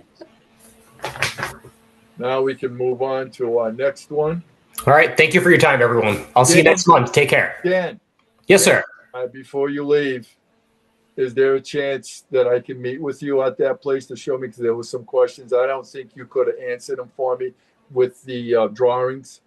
So I need you to show me that a little bit more personal. It'd be greatly appreciated. Oh, of course. Yeah, no. If anyone wants to meet me on site for a site walk, if you can reach out to Cindy and schedule something. I'm asking you just for me to do a site walk, because if we get more than one, then I have to have it's going to be called a meeting.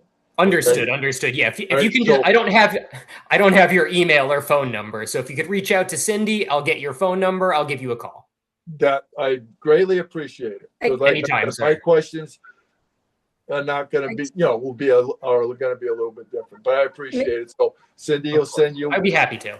Okay, thank you. Mr. Chairman, I would like to be on that site walk also.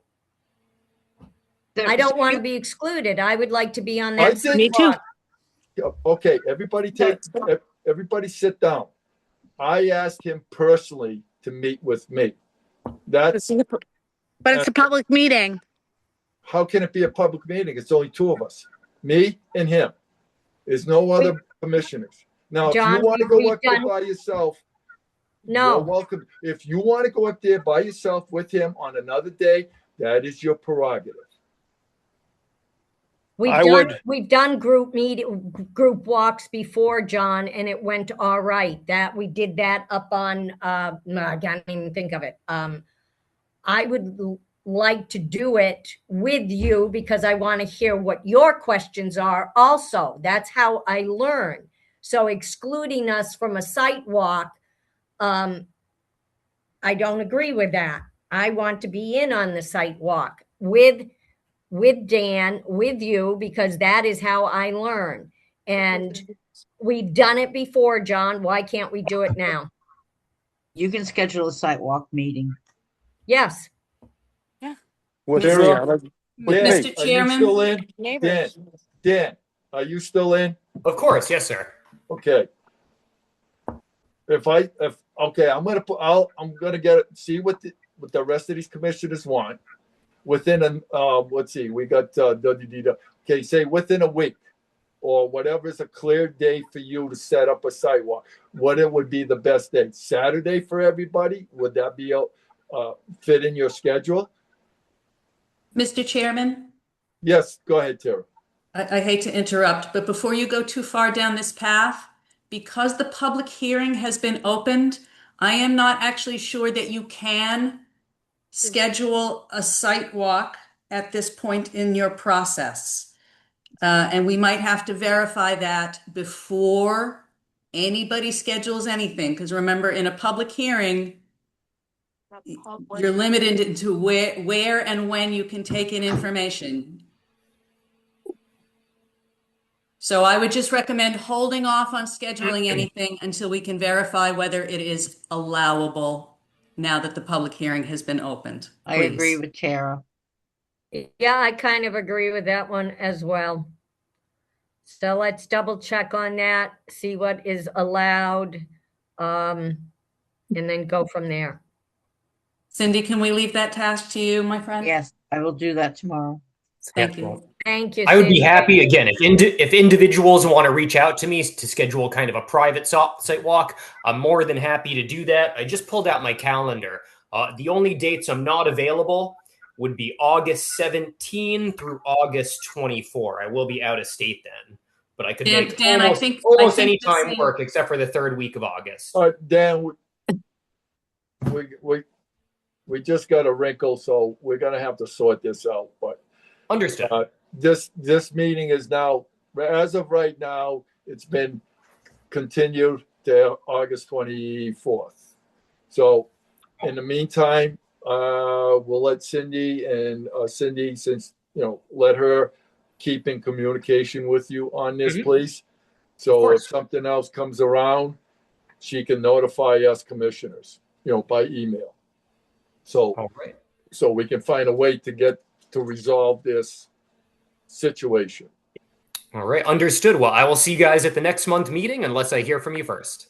Okay, thank you very much. Well, like I said, Cindy will reach out to you because tomorrow I'll make sure that she does contact, the council to make sure that we can do what we need to do. Because it's a continuation. Understood. All right. Well, Thank I'll you. shut up for now. I'll look forward to No, seeing thank everyone you. next month. Take care, guys. Thank you for your patience, Dan, and it is Anytime. what it is. Yep. I understand. All right. All right. Have a good night, everyone. Take care. Okay, now we can go on to the next one, please. We just want to yes. save all our paperwork for next month. Cindy, your hand is still up. Is that just, you need to lower it? Yeah, okay, that's what I thought. Go ahead, John, sorry. Okay. I'm just looking up some papers that I had. Yeah, I just had the damn thing in front of me. Hang on a minute. Oh, it's over here. Sorry about that. Okay, we're on to number B, and it's PZC 2619. Applicant Jennifer Tewksbury, property owner of 32 Brooks Landing Road, map 142, block 17, lot 196, zone LD. Request for a special permit to open a country inn according to zoning regulations, Article 13, 275-13.2, table of permitted uses number 6.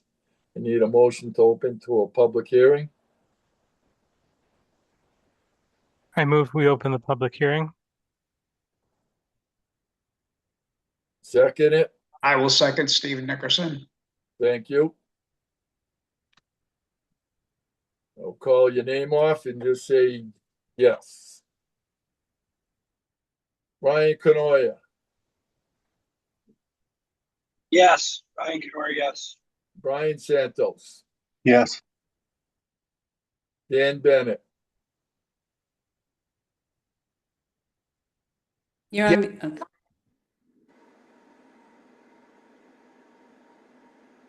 Yes. okay, thank you. Mike, Ray Williams, Yeah. Kaiser Levesque, Yeah, yes, guys. Jane Salsey, Yes.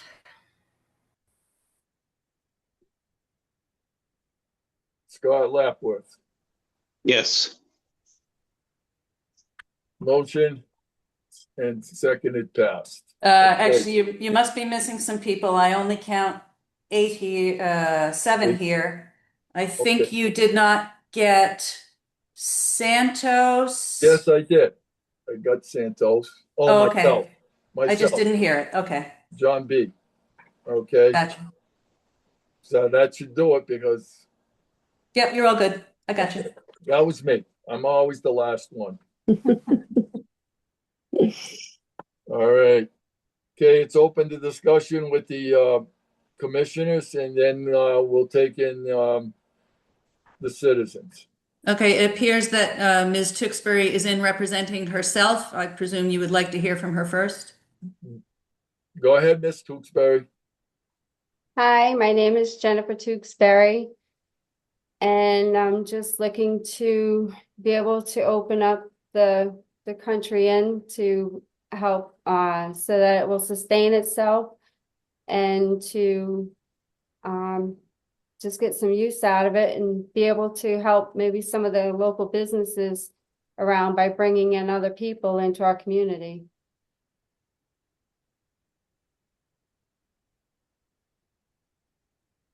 Any questions or anything from the commissioners? Jane has a hand up. Go ahead, Jane. Hi, Jennifer.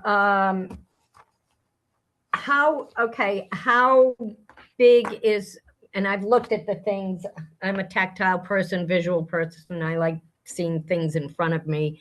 How many people would you have on any given night? I'm trying to look as to see, because I agree, bringing in new people also helps the businesses around.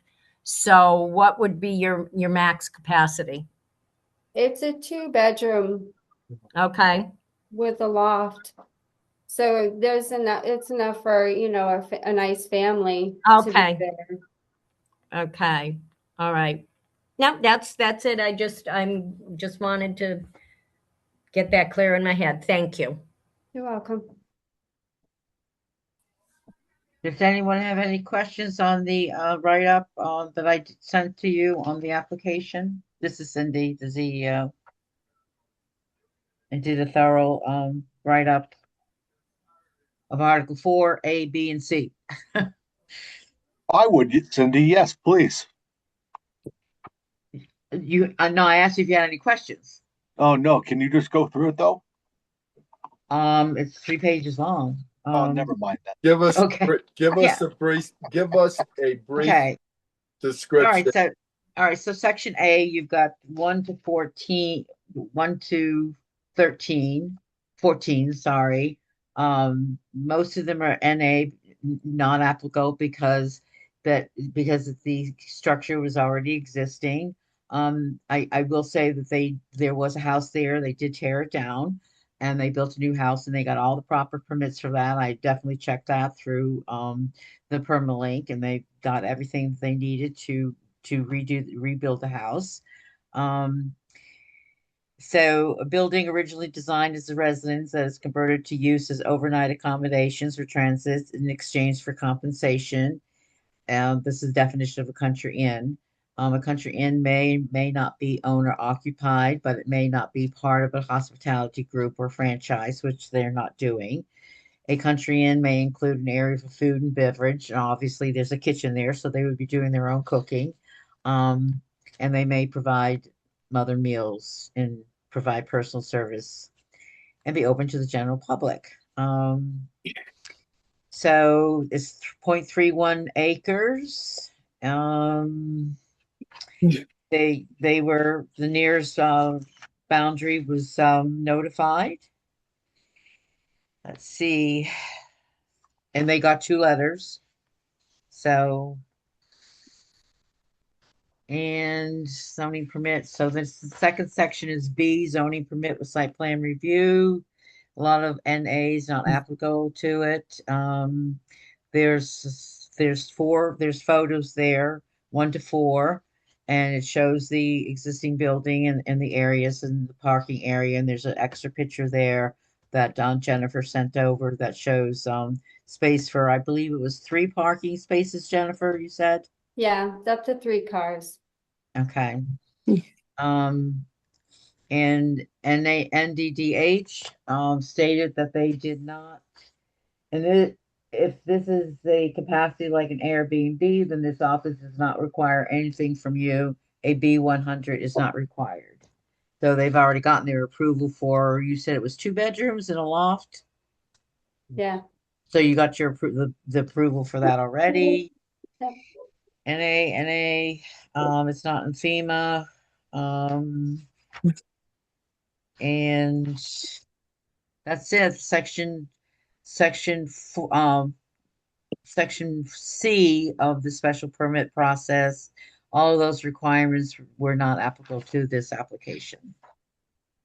Any questions? Wetlands, I believe, they have wetlands approval too. Let me see. Mr. Perotti Brown has his hand up next. Okay. Go ahead, Joe. I just wanted to, Mr. Chairman, thank the zoning enforcement officer. I thought her review in the packet was very clear. Because of that clarity in her review this afternoon or this evening, certainly I want to hear if there are any comments or questions from the public, but if there are none, I would request the floor to make a motion. Thank you for that, Joseph. Oh, I got something. I got a question. Go ahead, Mr. Williams. Well, I'm off. I like the idea of this, but where it is, and me and the digging, when all that property was subdivided, it's supposed to be residents only in that development. by the deed. This was not part of that. So are you talking about Charles's subdivision on the other side? This wasn't part of that. This house was not part of that subdivision. For what it says for 32 Bros Landing in the deed, where is it? I got it here somewhere, but it does say that in the deed from what I've seen.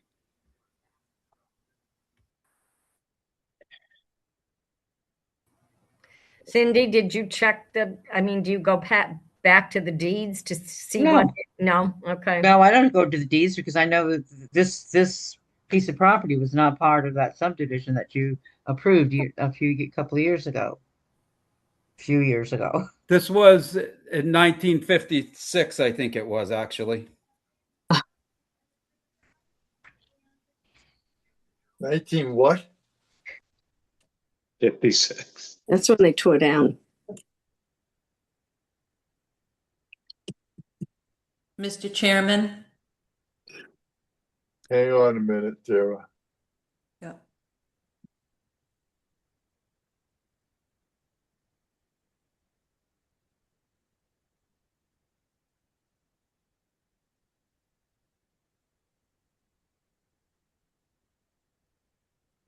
In our regulations, is there anything that states about the deeds? No. Cindy? No. No, we've been through this before. Why I'm asking you that question. Yeah. No. None of the application requirements require anyone to give information in deeds A, B, and C of this application process. I don't know anywhere else in the regulations unless Tara might know somewhere else in the regulations where it tells us that we have to look at the deed. Well, I would think, Mr. Chairman, may I say something? Go ahead, Jane. Well, I would think that if there are deeds in place with restrictions, those are definitely something that needs to be looked at. I know we have gone through this before. Nobody seems to check out the deeds. Those things were put in place for a reason, and they should be adhered to if they are in place, but nobody looks for them. So but it's not a requirement on the review of the application. No, I understand that, Okay, Cindy. all right, I get that, but it's still there. So just because it's not a requirement does not mean that it should not be looked at, and we should look at restrictions that are being put in. And we've gone through this before. If people took back in 50 years ago, 60, whatever it is, if there are restrictions put in, they need to be looked at. Just because it happened all those years ago does not mean it's not valid. That's what I'm saying. So, So I'm curious to what Ray is actually talking about. And I'm sure Jennifer and Charlie are curious too. Yeah, Mr. Chairman? Yes, go ahead. A couple of things. I believe that this has definitely come up before. And I believe that Cindy has asked this question of council before. I would ask that I would ask two things based on this. Since there is some uncertainty, I think you would be well within your bounds if the Tewksburys aren't particularly hot and heavy to get this decided tonight, that another continuation might be in order so that Cindy can confirm, because I am reasonably confident that the last time the issue of deeds affecting a plan was raised, she went to Attorney Roberts to ask his input. I believe the answer for that, and I'm not going to say that I'm certain, which is why I think it would be appropriate to continue, that essentially, unless it is related specifically to that which is within zoning's jurisdiction, right? The dimensions and use and whatever, that it is not the jurisdiction of planning and zoning to review the deeds. I believe, and again, this is something I'd like Cindy to verify by going back to her prior communications with Attorney Roberts, that if someone withstanding believes a deed has been violated, then it becomes a civil matter.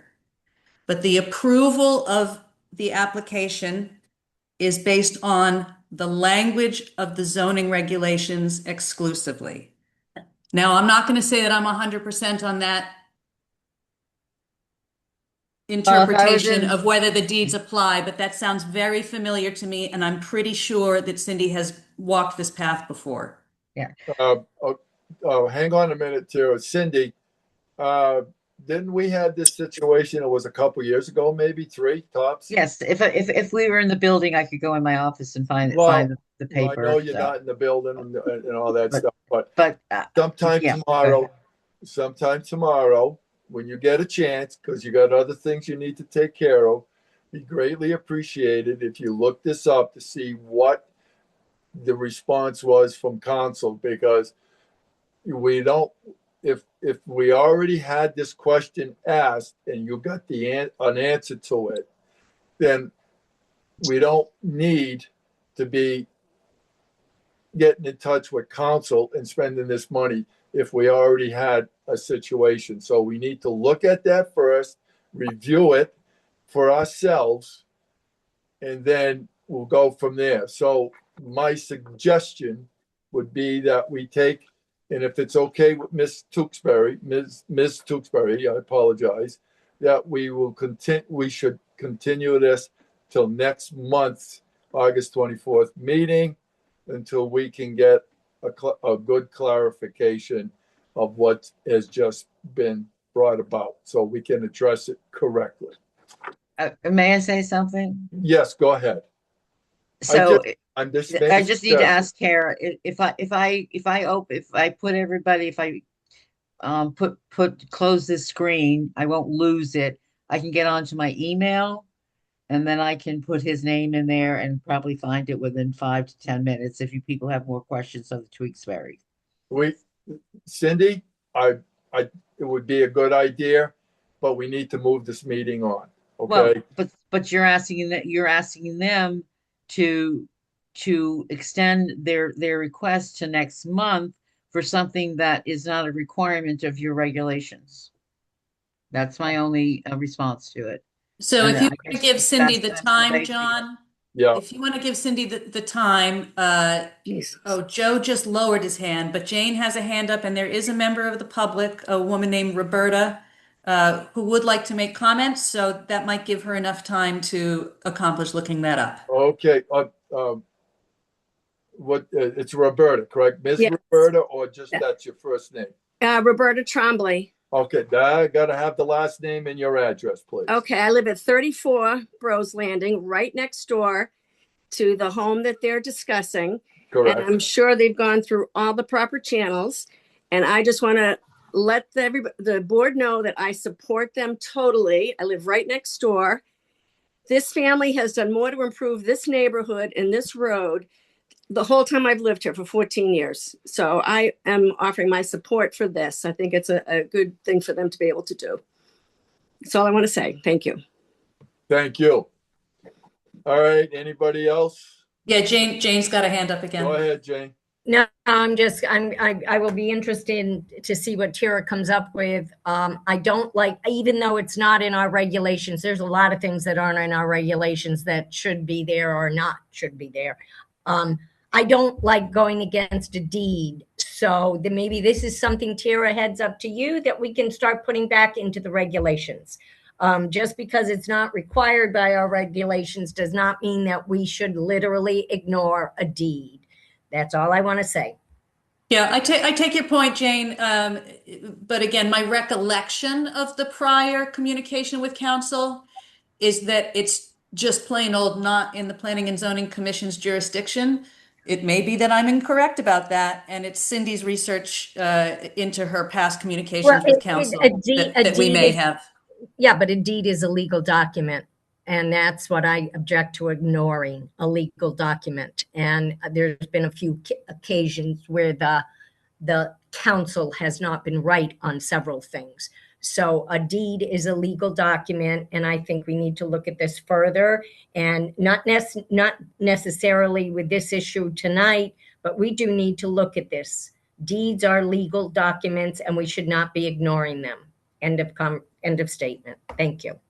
Okay, I found it, guys. Can you hear me? Yes, we We can. can. Okay. Do you want me to read my question, or do you want to read his answer? Read the question, please, Okay. and then the It's answer. long. Okay. All right. It doesn't matter. Okay. Right All right. now.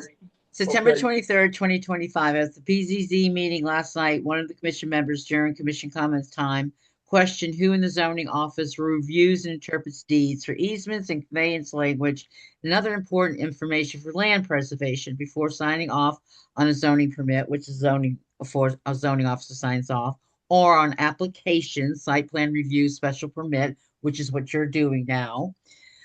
My answer was it is not in the jurisdiction of the zoning office to interpret the deed language. That is the responsibility of the seller and the attorney's buyer beware. The member went on to ask what department in the town administration has the responsibility to interpret deeds for easements, conveyance, language, etc. Building official, assessor, town clerk.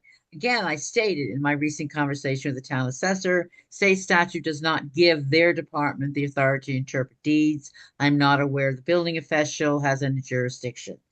My conversation with the building inspector confirmed that it is not in the building code to interpret deeds. My conversation with the assistant town clerk stated the same. They file deeds, not interpret them. In addition, the assessor once again this morning confirmed that his department does not interpret deeds. In my years of experience in zoning, I have never interpreted deeds. I am not an attorney. Being an attorney was not one of the qualification requirements when I was hired. The most I have ever said to a question on property is read your deed or have your attorney read the deed. The commission member is looking for an answer. Okay, his answer. I think your responses are accurate, but the underlying question is too generic to answer effectively. What do they mean by interpret? And in what context are they asking? If you are asking who owns a particular piece of property, that's not usually a matter of interpretation. If you are asking what rights may be reserved by a grantor or conveyed by a conservation easement, you can look at the document and see what it says. But again, I don't know at what point that becomes classified as interpretation. If the question is whether a particular property is encumbered by conservation restrictions or reserved rights, that may be more of a title search issue than deed interpretation, but it's not clear what the context is. If there is a question about the significance of something in a deed or applying the language to a particular situation, that is probably more of a legal question for us to review or for the applicant or the opponent's attorney to address. Please let me know if you have any other questions. That was the communication. So I'm going to X this out, guys, and I'm going to hopefully get back onto the screen with Zoom. Can you do me a favor, Cindy? If tomorrow when you go into work, make some copies of that, please. Sure, you can do that. Okay. For every commissioner. So at least now we'll have it on hand again going forward. Okay. How can I get a big picture, Tara? All right. I hear everybody, but I'm sorry, Cindy. I was actually just going into my email to see if there was a follow-up to that, because I think there might have been. So I can hear you all. Okay. So how do I get the big screen back? How do you get the big screen back? Yeah, I just have you a just little... need to go over to whatever tab or browser window you had open. Yeah. Yeah, it's coming up a little. Okay. I'll fool around with So it. you probably have an icon that will allow you to maximize the screen somewhere. Okay. All righty. So that's what I have to say about it. Thank you, Cindy Dunn. Okay. We need, just like I said, just please do that for, as a request. I'm not saying you have to do it, but Mr. Chairman? Yes, go ahead. I did find the continuation of the thread in my email, which provided more information. Would you like me to read that on? Yes. Okay, so after Attorney Roberts' response on September 24th, which is what Cindy read, I followed up that same day with a follow-up question. I believe the commissioner's intent in posing the question was that he believes the PZC, or perhaps the ZEO on behalf of the commission, should have some role in policing private land transactions based on the existence of prior deed restrictions or easements, or that their approval or denial of applications could be predicated on research into the existence of such restrictions. Cindy's response is that it is not in her scope, and I concur with her. We promised that we would get a clear answer from counsel. So, Attorney Roberts' response later that day, within minutes actually, okay, that makes sense. I agree, meaning he agrees, that such legal research is beyond the scope of the PZC's jurisdiction and is not the appropriate function of the ZEO or the planner. Matters of title are a civil issue between the parties once you get past the superficial review to confirm that someone can make an application. And then the last piece in the thread, was actually just Cindy forwarding that whole thread to all of you. So you all received that in its entirety in your email, except for any of you who hadn't yet been elected onto the commission, on Monday, September 29th, 2025. So based on that continuation of the thread, council does not believe it is within your jurisdiction to review deeds for that language, and that therefore it would be a civil matter based on title search. Now, again, Tara, I need you to take all that information you just read and put it all together with Cindy's stuff. And, we're gonna have to cut down a few more trees, but have it all made up, sent out again, or email it all to all of us as well. And especially the new commissioners that have just been put on within the last 6 or 7 months.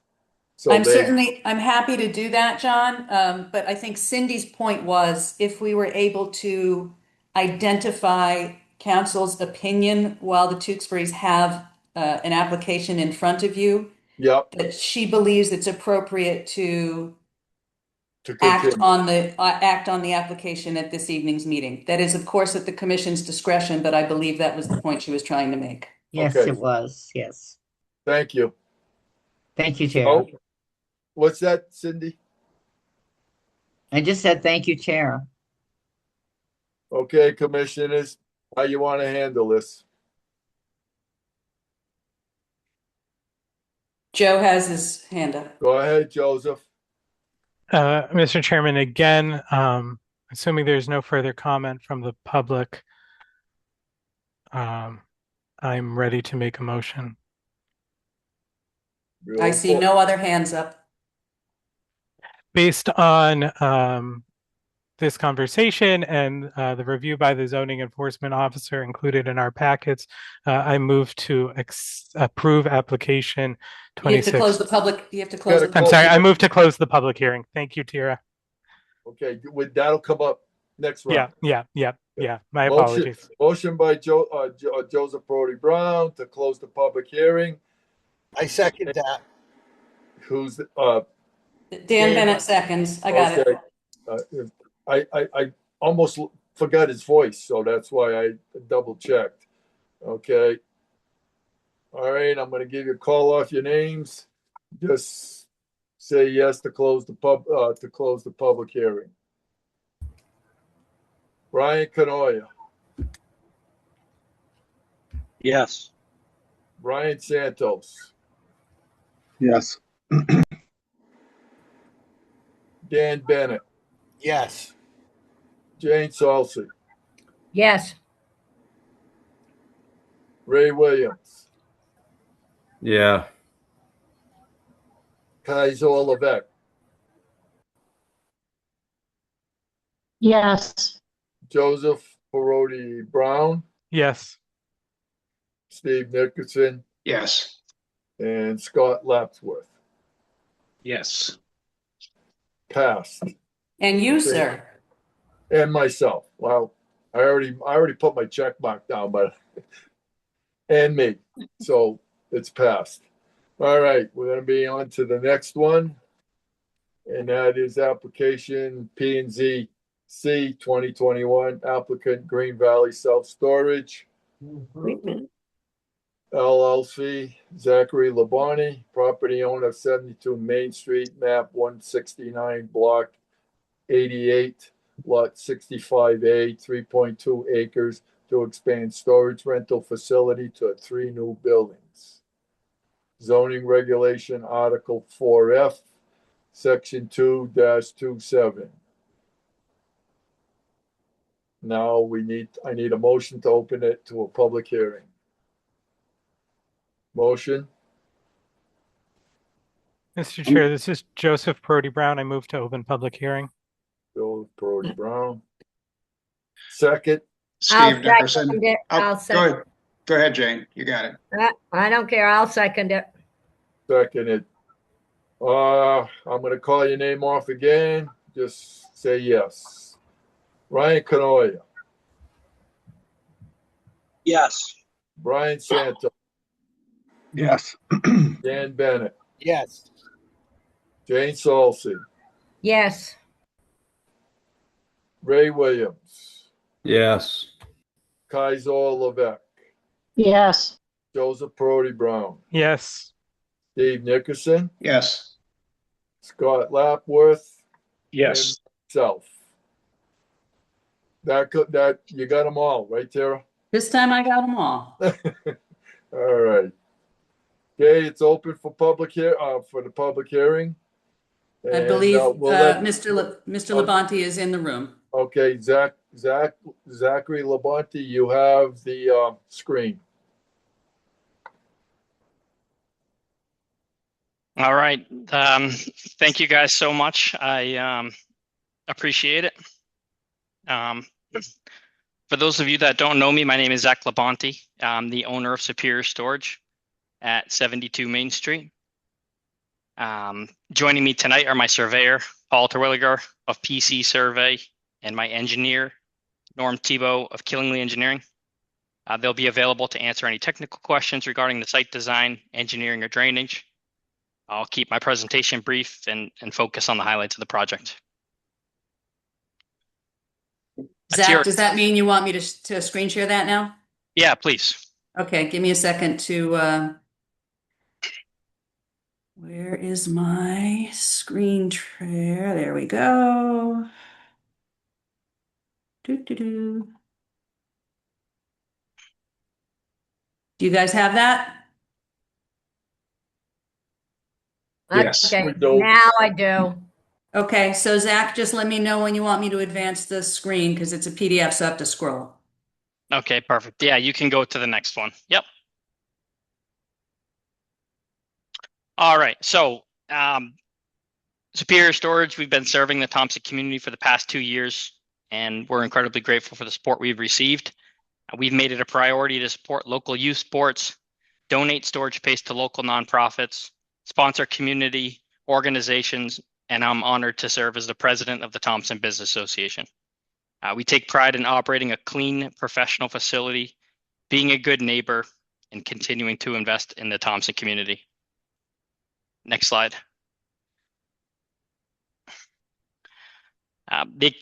The expansion is designed to complement our existing self-storage facility, not duplicate it. The project adds 43 larger drive-up units that provide storage options for recreational vehicles, boats, trailers, and other personal property. Based on our experience operating the existing facility over the past 2 years, we typically see between 1 and 5 customers' vehicles per day. With this expansion, we anticipate only an additional 1 to 3 customer vehicles per day. Customer visits are spread throughout the day, so we do not expect any noticeable impact on local traffic or the surrounding neighborhood. Next slide.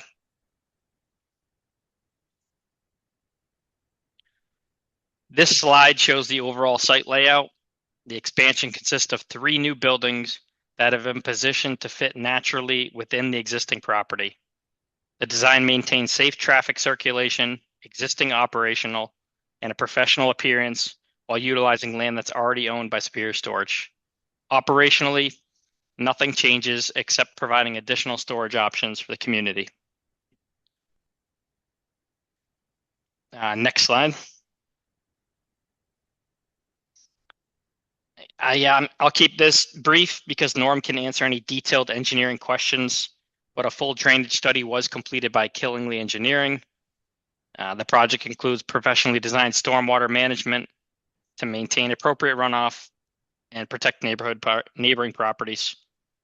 If the commission has any technical questions, Norm is available to answer them.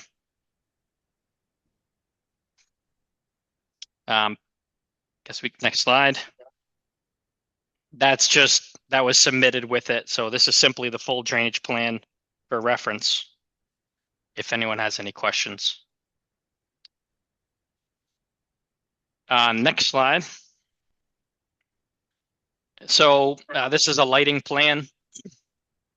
The lighting's been designed specifically to minimize impact on neighboring properties. All lighting is shielded and directed downward. There's only one pole-mounted light located at the gate entrance, with the remainder consisting of building mounting fixtures. The lighting is dark sky compliant and intended to illuminate only the drive aisles, building entrances, not the surrounding properties. As you can see from the lighting plan here, everything is within the boundaries and not shadowing down into the road as well. Next slide. This is the complete engineering site plan that's included with the application. If anyone has any questions regarding specific site details. And the last slide. That's still part of the site plan. Yep. Next one. Yeah, so to summarize, Superior Storage will continue to be operated under the same ownership, management, and professional operating standards that exist today. This project creates minimal impact on surrounding properties, been professionally engineered, maintains the same low impact use that already exists today, provides additional storage option for the community and businesses while increasing the town's tax base through private investment. I'm respectfully asking the commission to approve our special permit application this evening so we can begin construction. Thank you guys very much for your time and consideration, and please let us know if you have any questions.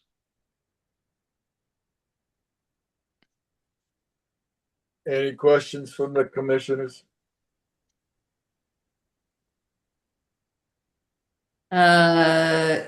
Well, a member of the public has a hand up so far. No commissioners yet, so it's up to you if you want to move on with public comment. Yep, we'll go with public comment. Go ahead. Hey, Ms. Corrado? Hi, Rihanna Corrado, 3 Vandal Street. I just wanted to attend the meeting to speak on behalf of Zach and Superior Storage. He mentioned that he supports nonprofits in the area, one of which is mine, Together We Blossom. When I started this nonprofit, I had reached out to Zach with, I think the storage was recently built when I reached out to him. And he, without a question, offered us a unit so that we could get things going for our free community boutique, free clothing, toiletries, and such. And because of that, that was able to help us kind of kickstart to where we are now. We outgrew our space at Superior Storage. We're going mobile. But without Zach allowing us to use a space there, I don't know if we would be here where we currently are. I also want to comment on the cleanliness of the area over there. I live on 3 Vandal Street, so I'm up behind the storage. Before Zach bought that, and it was still Superior Bakery, when it was abandoned, the the rodents that we had a huge rat problem at my house because of the food that they had left at the bakery rotting. Um, and since Zach took it over and everything is so very well taken care of over there, we have not had another incident of giant rodents at my house. So I really appreciate that. And I also am there. I go up there. Still, I have a personal unit and I still have a unit for my nonprofit. Um, and I go up there a few times a week, and there's hardly anybody else there. Like Zach was saying, people go sporadically, so there's never traffic, there's never an overabundance of people up there. I've never seen a commotion there. So yeah, just thank you. I wanted to come on and speak on behalf of him. Thank you for your comment. Next up is Commissioner Santos, followed by Larry with no last name and Nicole Fratasio. Yeah, on School Street, there's a couple houses there. Can you bring up that lighting plan again? Are there lights back there? Give me a second, B. Yeah, thanks. While you're doing that, Tara, Ryan Canoia. Ryan Canoia. I don't think Ryan had his hand up, John. No, Sorry. I'm calling for a reason. Okay. Ryan, I need you just to supervise this. I have to take a quick, settle a small problem, and I'll be right back. But since you are the officer, you just need to make sure that everything stays in line. I'll be able to hear some of it, but I got to go. Okay. Okay? Yeah, I got you. So at Yeah. 9:16, Commissioner Canoyer is acting chair until the return of Mr. Linke. Okay, go ahead, Ryan. Or actually, Brian was up for his comment. Are there any lights in the back of the building there on the, let's say, the top of the page? Because that's where the residents are. I just want to know if there's any lighting back there. No, there is no lighting on the backside of that building. So that upper building right there, there's a light on the two left sides which shine, as you can see, into the property. Nothing is illuminating back into the neighbor's house behind it. And then same thing on the right. So nothing is cascading into the people's property behind. Next with a hand up is a gentleman named Larry with no last name identified. So please give your full name and your address, sir. Hello, Lawrence Shippey, 16 Baker Road. I'm just here to talk on behalf of Zach. Full disclosure, I'm an electrical contractor in town, and I have done work for Zach before at his other building on a minor job, and he has talked to me about doing the electrical work on the 3 new buildings. But regardless of that fact, I just think that it's a good idea for the town. It doesn't add a lot. It will add no noise. The lighting seems to be in good form where it won't affect neighbors. And the traffic is minimal. So I just think it's a good idea for the town. Include the tax revenue increase, and that's all I have to say. Thank you, Larry. I appreciate your comments. Tara, do we have anyone else in the room? Yep. Next up is Nicole Fratasio.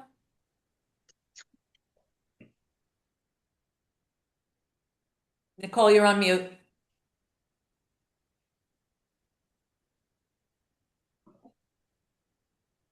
We'll give Ms. Fratasio a second to come back in.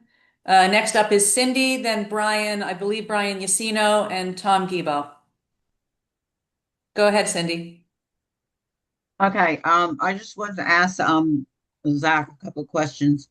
One is when you were talking about the lights, downsize the lights looking down, you were just speaking of the lights of the new buildings, right? Yeah, I mean, I'm speaking of the lighting that is going to be part of this project. Okay. So there's a concern about one of the lights on the existing building shining into a neighbor's property. So that's something that you and I will probably have to discuss after the meeting. The second question I have is that on the site plan, I'm looking at the site plan here because I brought it home. There's a box trailer up there on the corner by Bandel Street. And you said that you're going to be removing that box trailer. Yes, that is correct. Yep. Okay. All right. Just want to know that. Okay. Thank you. Yeah. So that neighbor, I've spoken in the past, right? Obviously, when I first purchased the property, and I mean, it's important to me to keep good relations with my neighbors. We all have to coexist. So, yeah, originally when the property was surveyed, I had spoken to him, and I mean, we've communicated since. So he does understand that when the time was appropriate, he had to move that container back a few feet to get off the property line, so I could do what I was going to do over there. Okay. Thank you. You got it. Next up is Brian Y., which I believe is Brian Yacino, then Tom Gibo, and it does look like Nicole Furtazio came back in. Brian, you're up. Okay, I'm unmuted. Yes, Brian Yacino, 6 Morello Road in North Grovenordale. I also chair our Economic Development Commission. I would like to speak on behalf of the project. We all had to face when Superior had shut down, we all had to face the possibility of another hole in the ground, knocking down a building. And yes, the rodent problem was a big, well, it was there because of sacks of flour and all kinds of things left behind. So when Zach developed this into Superior Storage, I mean, as far as we know and we've heard, he's been a good neighbor. Like everyone, other people have said, it will add to the tax base. It shouldn't affect traffic. I can't speak to the details of drainage or anything. That's left to the experts, but it seems that they've done all the research on the project. So providing all of the details are accurate, I'd like to, just say I'm in favor of it.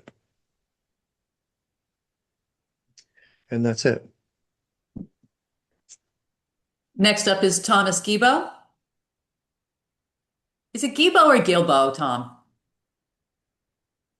And you're on mute.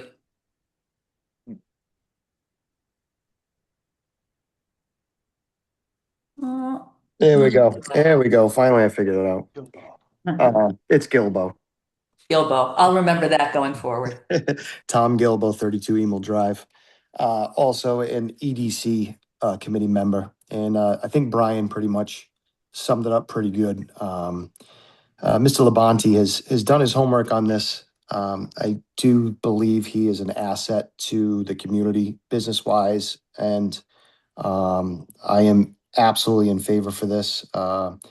Everybody can always use more storage. And I just believe it's a good thing. Like I said, I looked over all the logistics of this, and it looks like it's a truly asset to the town of Thompson. Thanks, Tom. Nicole, you want to give it another try? Yes. There you go. Sorry about that, everybody. Yes, so I'm Nicole Furtazio, 59 Church Street in Thompson. And I am talking on behalf of Zachary as well. I just want to say that if you've ever visited the storage facility, it's impeccable. He's a responsible business owner, and I'm under the impression that some of the storage units are going to be used for small businesses to store items, to even showcase some of their products. And if Thompson needs anything, it's places that support small businesses. So, and as a small business owner myself, I'm in support of everything that Zach has planned.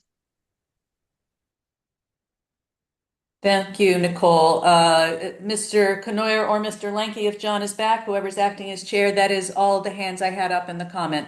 Okay, I'm back, Tara. Thank you. Okay. Kai's just put her hand up though. Okay, hang on a minute. Ryan, thank you for sitting in for me for a few minutes. Yes, sir. Go ahead, Kais. Just, I'm in favor of this project. I think it's a great idea for Superior Storage to increase size. Just a couple questions on the driveway, pulling in and out of that daycare. How are you going in? It looks like in the map you're going in that square right on the people exit the driveway of the daycare. Is that correct? Just looking at a visual, I mean, are people going to be able to see coming and going? Does that make sense?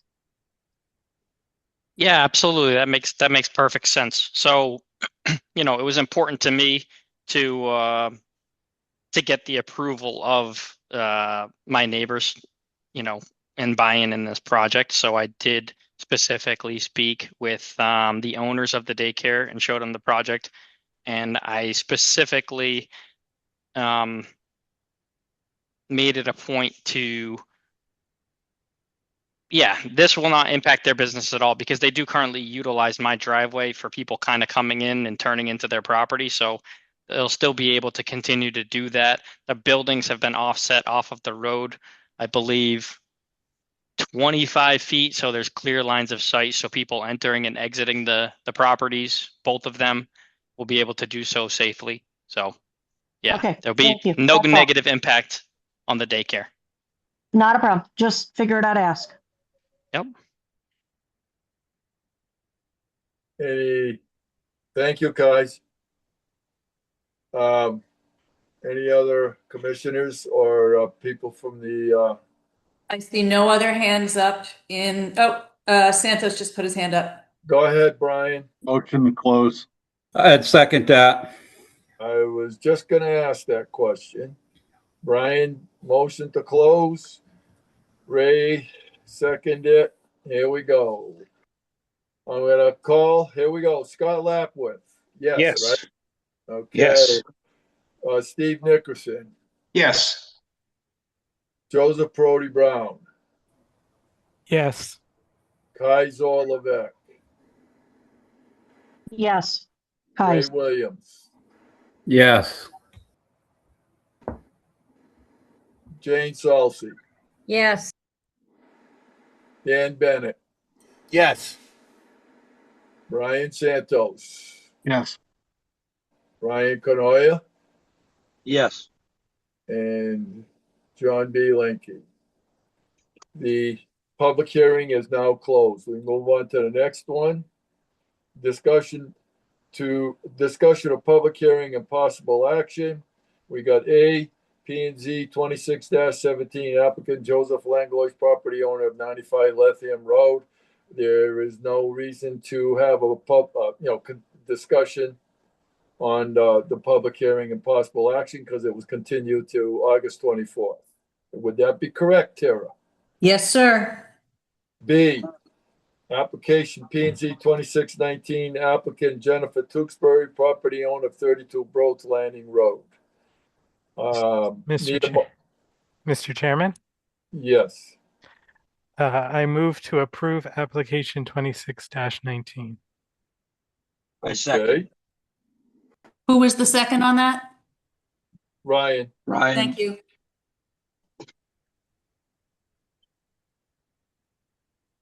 Yeah, okay. We're going to discuss that public hearing. Commissioners, what is your feeling on that?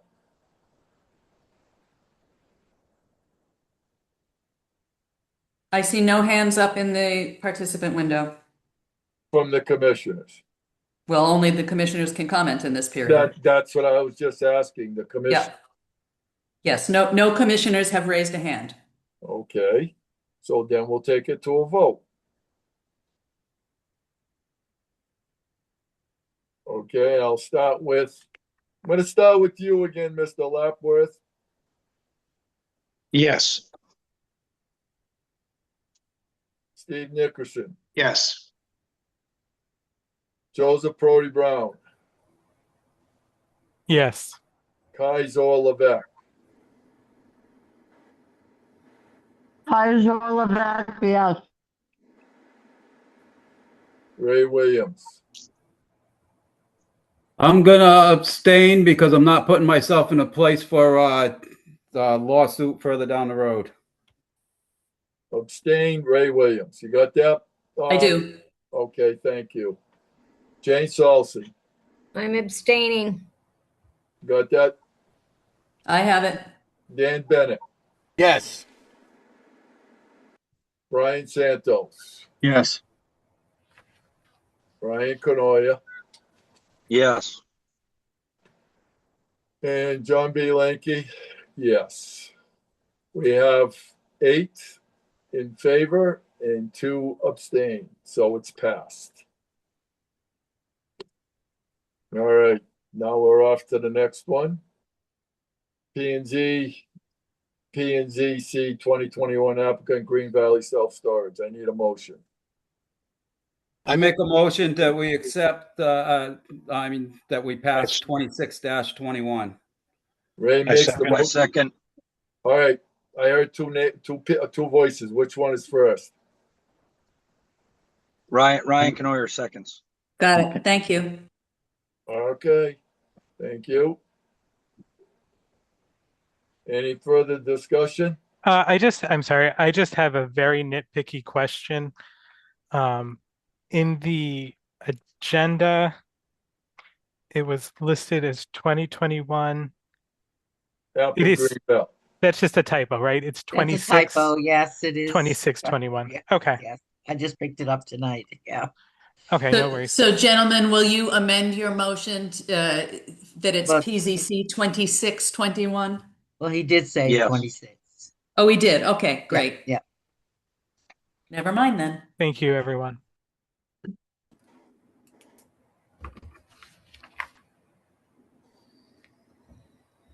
Would you like to call the roll, Mr. Chairman? Yes, I was just going to do that. I was just doing my penciling in. Scott Lapworth. Yes. Steve Nickerson. Yes. Joseph Brody Brown. Yes. Kaiser Levesque. Yes. Ray Williams. Yes. Jane Salsey. Yes. Dan Bennett. Yes. Brian Santos. Yes. Ryan Canoia.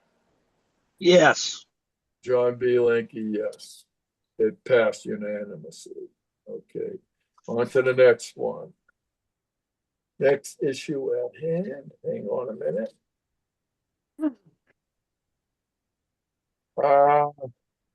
You're up to citizens' comments on the agenda, John. Yep, I see that. Okay.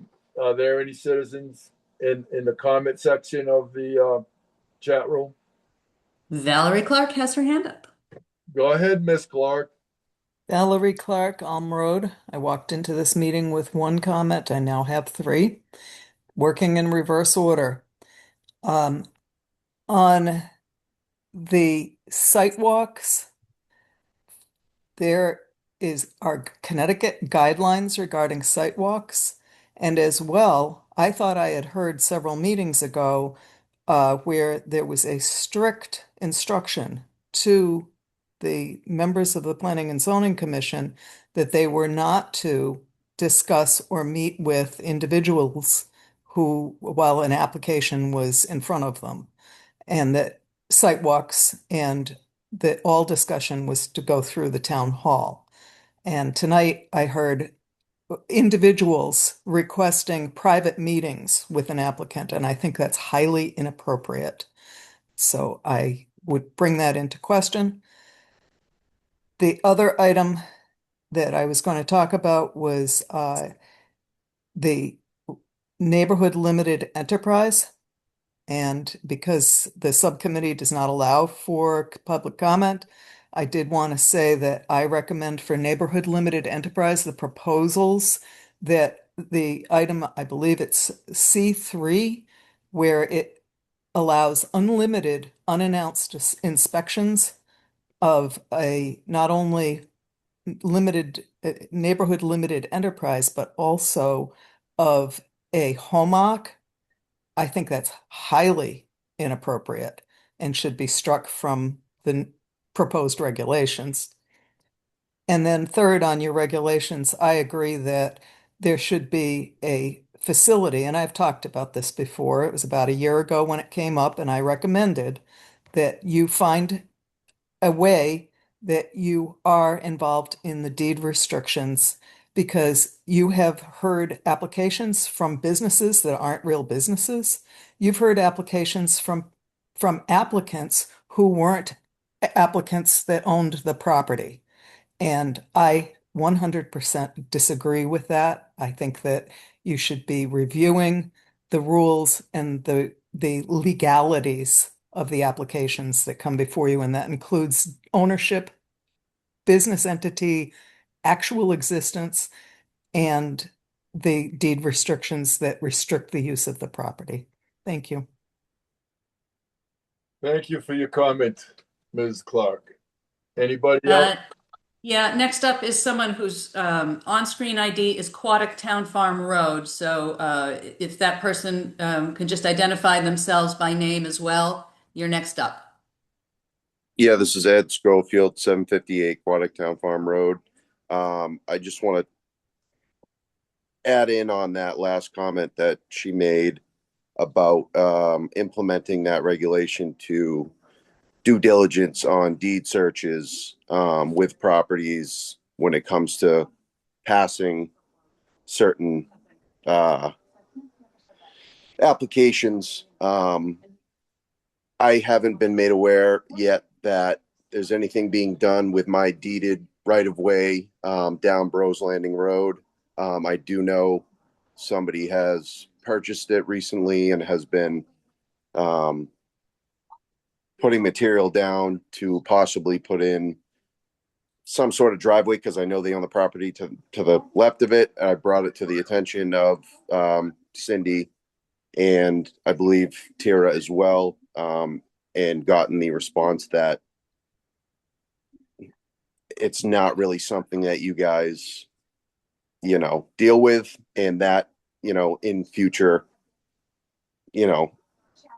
development creates issues, legal issues, when it could just be handled in-house. You guys have access to these deeds. They're in your town hall in the same building as you. So I think it'd be very beneficial to revise that, where you do look into these deeds. I commend the two that abstained from the passing of the country in, because if it's a legal deed matter, you guys are kind of going against it. And I don't see how that, is very appropriate. That is all. Thank you. Thank you for your comments, sir. What was your name again and your address? Did you get that, Tara? It'll be on the meeting recording. Okay. Thank you. Anybody else, Tara? Well, Jane has her hand up, but it is citizens' comments, so that's at your discretion, John. I can wait until commissioners' comments. I just want to respond to that gentleman, and I'm hoping that, Tara, you heard what I said to you back when we were discussing the deeds, that this is something we need to bring up and get into the regs. So I did hear it, Jane, for sure. Okay. All right. All right. Anything else going on, Terry? If not, we're going to move on to review of the minutes. And I don't see any other citizen hands up, so we're I think you can move on, sir. We're moving on to the minutes. Review of the minutes. 6/22/26 P&Z regular monthly meeting. Is there a motion to accept it? Make a motion to accept the minutes as read, as written. Ray's got the motion. I'll second it. Okay, thank you.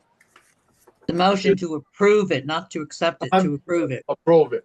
To approve is written, I said. Yeah, that's what he said. Yeah, there was just some crosstalk, Ray. You're all set. You're good.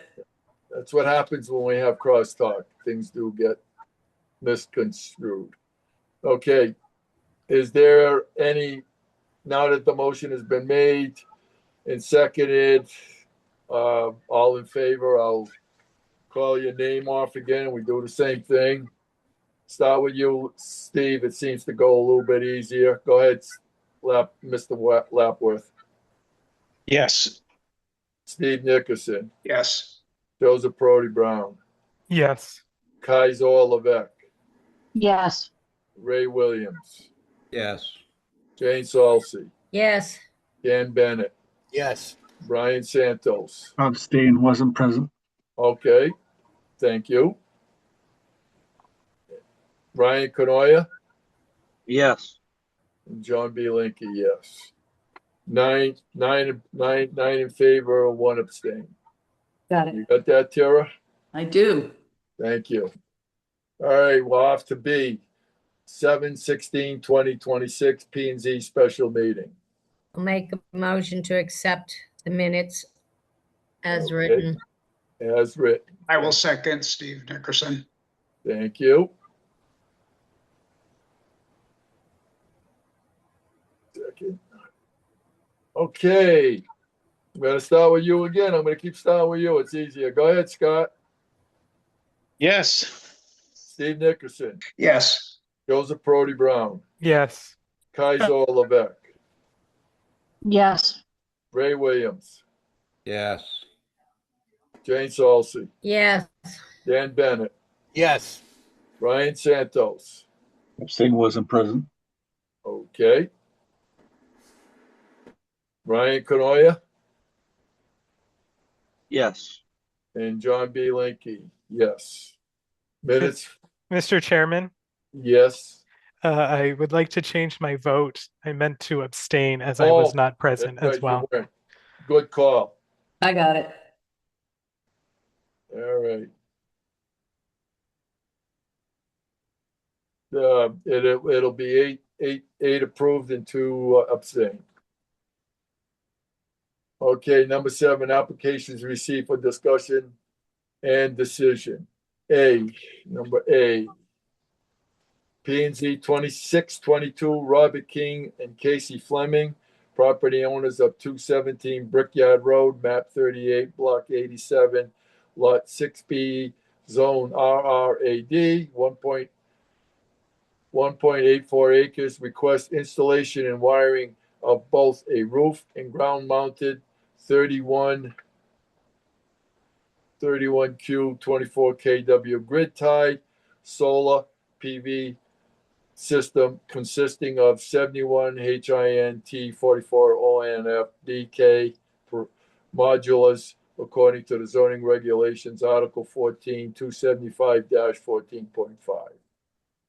And Mr. King is in representing himself, and I believe I just might have let in his technical consultant, Mike Wentz. Are you here on behalf of King and Fleming? Tara, we have to make a motion to. Oh, my apologies. I jumped the gun. My bad. That's My bad. okay. I need a motion so we can open it up for discussion and decision. I make a motion that we open up PZC 26-22. Second. Joseph Brody Brown, second. Joseph Brody Brown. Here we go again. Go ahead, Scott. Run it off. Yes. Steve Nickerson. Yes. Joseph Brody Brown. Yes. Kaiser Levesque. Yes. Ray Williams. Jane Salsey. Yes. Dan Bennett. Yes. Brian Santos. Yes. Ryan Canoia and John Yes. B. Yes and yes. Okay. I'll accept it. Okay, it's open for discussion. Open for discussion and decision. What's that? There was some crosstalk in the background. I just muted someone. Okay. So I believe representing this application is one of the property owners, Robert King, and unless I'm mistaken, Mike Wentz of Earthlight Technologies is his technical representative. Is that correct, Mr. Yes, Wentz? that's correct. Yes. Okay. Yes, I'm here. All right. So either one of you gentlemen may present your application. Are you guys able to hear me? Sorry. Yes, we can hear you. Okay, great. I've been at this for 19 years. I've been working with Earthlight for 4 years. It's a pretty standard run-of-the-mill ground mount installation for us. We utilize ground screws for the actual structure itself. If you could picture an 8-foot tall screw, it just kind of threads right into the ground. If we hit ledge or anything like that, we do drilling. There's no blasting. It's very uninvasive. Maybe a couple shovelfuls of dirt get pushed to the top of the pile when the screw goes in, but that's about it. And then there's standard trenching from the ground mount to the building itself. Max height's going to be right around the 12 foot, just over 12 feet by a few inches by our calculations, but that can change a little bit with grade. Outside of that, you guys have any questions? Or we're not asking for variances or anything. We're inside the zoning regulations. Before anybody continues, let me just note for the sake of the minutes that Commissioner Bennett exited the meeting at 9:45. Go ahead, guys. Did you say Bennett? Yeah, Bennett's out. Okay. So you're down to 9, but you've got more than a No. quorum. And what time is it? 9:45? Oh, no. Yeah, 9:45 when he exited, and Cindy has a hand up to comment. So this is a typical, as Mike said, on ground mounted solar operation. I sent you the review of the Article 4, A and B, and wetlands approved it. There was no issue with wetlands. NDDH approved it. I have the letter in the record. Let me see what else. It's not in the FEMA zone. And yeah, most of the requirements on A and B were NA. If you have any questions on anything that I've written up, just ask me or ask Mike or ask Robert.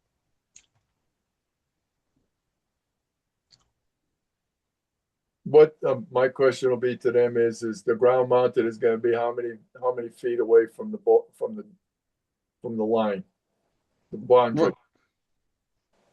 It's within the setbacks for the That's district. what I'm asking. What do they got for a setback? We have a 40-foot front yard setback marked and a 20-foot side yard setback. We give ourselves a buffer even from that. We're looking at 59 feet from the front property line and 29 from the side.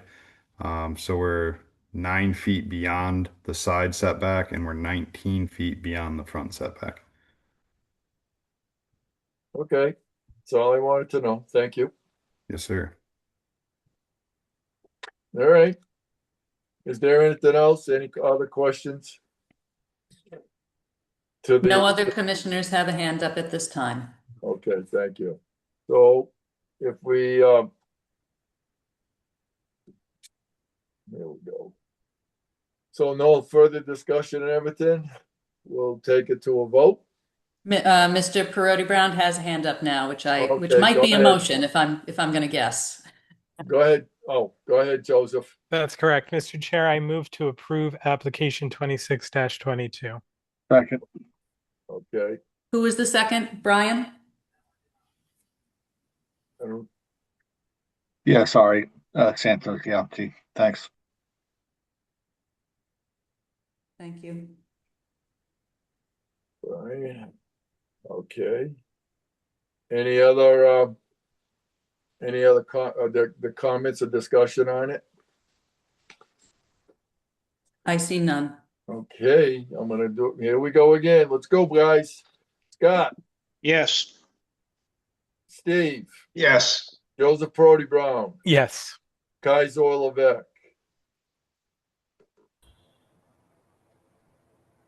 Kaiser, you're on mute. Yep. Sorry, I was getting my daughter in the tub. Yes. That's okay. Ray Williams. Yes. Jane Salsey. Yes. Brian Santos. Yes. Ryan Canoia. Yes. And John B. Linke. 9. It passed. Yes. All right, we're off to the next one.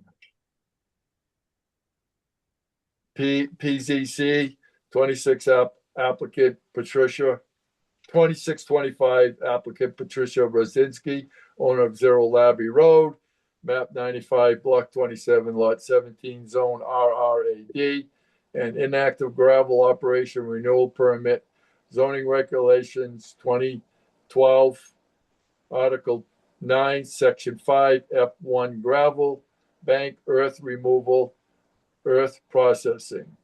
Need a motion on 2625 to take it into a discussion and decision. Come on, people. I so motion. Santos. Thank you, Brian. Second, Scott Lappert. Thank you, Scott. Okay.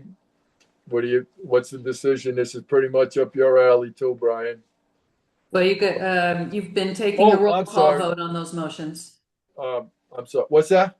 You've been taking a roll call vote on those motions to open. That's correct. All right, here we go. Let's go, guys.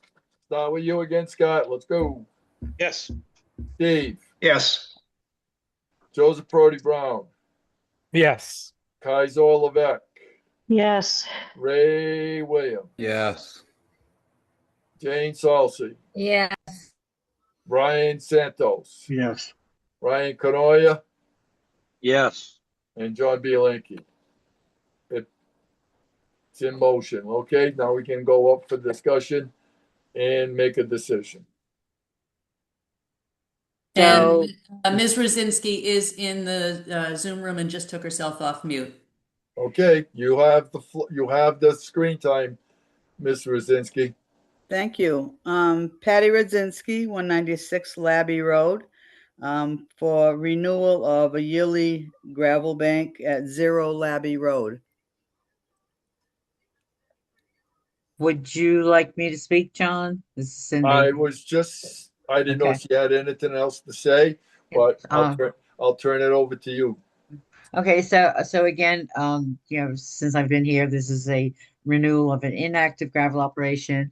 But this year I decided, like I did with Coleman a couple of months ago, to take a ride out there. So John Linky and I took a ride out. Margaret Washburn went out one day and took some pictures, and it's the condition is that nothing has been touched. And I'm glad I did drive out there to see it. And the only other request that I believe Pat has is that we waive the fee for this application. So there were no issues at all when we went out there. You were the passenger. I was what? You were a passenger. Yes. I was the passenger. I'm only giving you a little. I got to get you to laugh, but anyway. Okay. But yeah, I was there with Cindy Dunn, and there's really nothing been done on that place for the last. And I think that's I might be a little close to it, but maybe a good 5 years, Mr. Rosinski, or 6. Yeah, at least 8 years since my husband passed. Yeah, that's right. That's right. As long as I've been here, 8 years. Okay, so we waived I believe we waived the fee in the past, Cindy. Yes, you have. Okay, all right. So Santos has a hand up. Excuse me. Santos has his hand up. Go ahead, Brian. Motion to approve PZC 2625 and waive the fee. I second that. Okay, Brian, Nat, gonna do it again. Here we go, guys. Up for a vote. Scott Lapworth. Yes. Steve Nickerson. Yes. Joseph Brody Brown. Yes. Kaiser Levesque. Yes. Ray Williams. Yes. Jane Salsey. yes. Brian Santos. Yes. Ryan Canoia. Yes. And John B. Linky. It's been approved. You're all set, Ms. Rosinski. Thank you so much, everybody. You're welcome. Mr. Thanks for your Chairman, patience. Yes. you had asked me to give you a heads up when we were closing in on 3 hours. It is 9:54. Okay, thank you. All right, we got application received after agenda, none. report of officer and staff. I think what we got left to do here, I think we need to, I'm not gonna run this past anymore. I think we're just gonna hold this meeting and continue this meeting in 2 weeks as a special meeting of a continuation of the meeting of July 27, 2026. It'll be a continuation of this meeting. We need to have a date in 2 weeks because you're on vacation, correct? Since you I'm are on vacation next week, yes. okay. So So what do we got the following week? I am available to host a Zoom meeting on Monday, the 10th, which is the day I come back, so it's not my preference. Wednesday, the 12th, or Thursday, the 13th, if you want to do it in that week. I would very much prefer the Wednesday or the Thursday rather than doing it the day I come back from What were the being dates again? Monday is the 10th. I know Monday that. the 10th, Thursday the 13th, Friday the 14th. I'm sorry, Monday the 10th, Wednesday the 12th, Thursday the 13th. Okay. What day do you commissioners would you prefer? Monday, Wednesday, or Thursday? That's May I your recommend flavor. I'm in going around the Tennessee. horn? Well, What's that again? I said that's your flavor. I'm in Tennessee, so I'm not available that whole week. Okay. I have a question. So what you're proposing is to continue the rest of the agenda at a special meeting? Yeah, it has to be a special meeting. Well, why can't we just finish it tonight? I'm just You want asking. to be okay? You want to stay here till 11 o'clock, 12 o'clock? Because we're on that path right now. I think possibly, John, if I may, more to Cindy's point, there are no other applications for your consideration. And I would say the reports of officers and staff, correspondence, can definitely be handled via just an email to the commissioners with those reports. And then old business, you can punt into your next meeting without any issue. There are no Mylars, right, Cindy? No.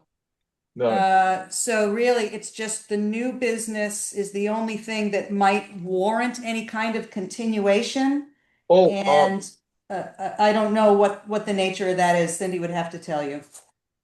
Cindy, we got you got your report, discussion of the gravel operation of Quarter Camping Area LLC.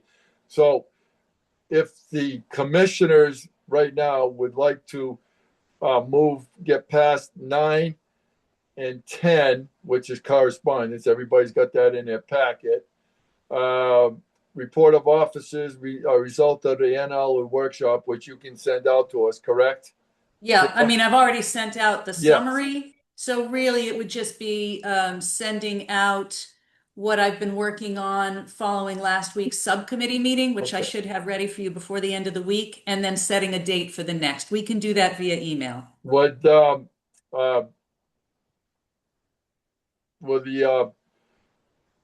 treasurer, the planner, and the CEO, would you be willing to we go by you? No, not as CEO. My report's going to take 2 minutes. I'm just asking a question. Yeah. Okay. All right. It's a yes or a no. Hey, John. Hey, John, it's Ryan. I will pass because there is a budget freeze anyway till we have a further budget. So I do not need to give a report today. Okay. Thank you, Ryan. Okay. Planner, what do you want to do? Yeah, I'm perfectly happy by handling my reports via email with just what date we want to set for the next meeting. It's really just a recap of stuff you've seen already anyway. So on the just to review that there quickly, the annual regs review status update and everything.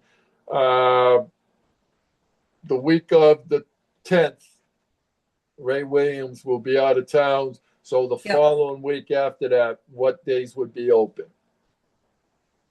Monday the 17th, Thursday the 20th. Monday or Thursday.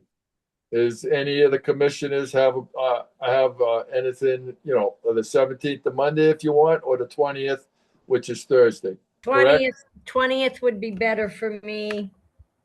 Okay.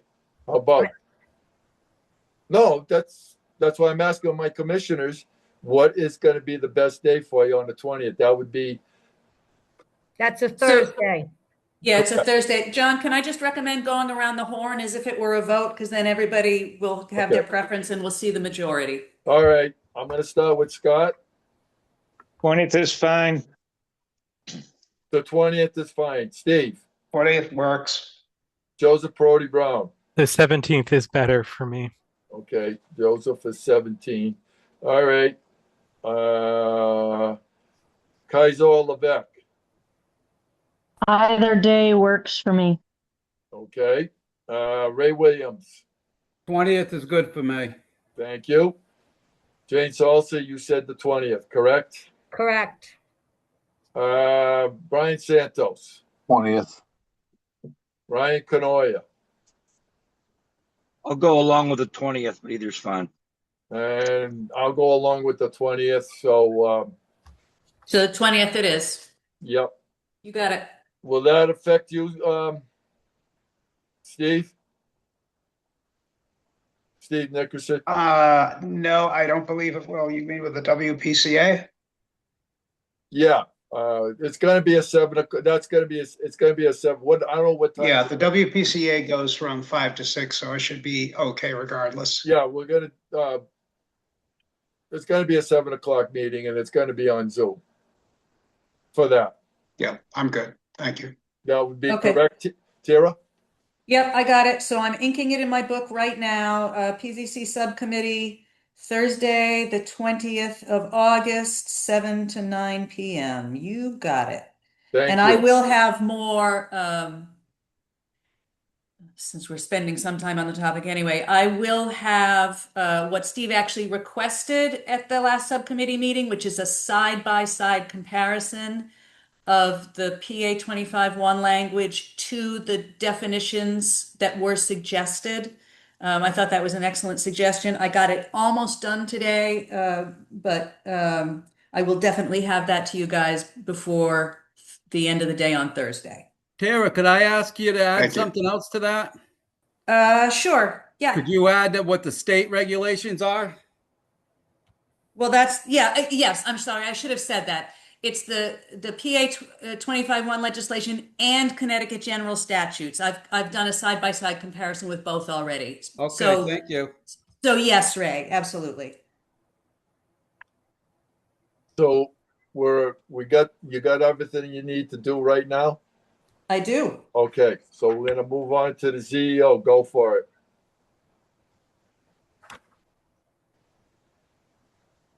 You're on mute, Cindy. Okay, so the first thing is I just wanted to let you know, since I sent you the packet with the one motion from the courts for the plaintiff's motion for default for failure to appear.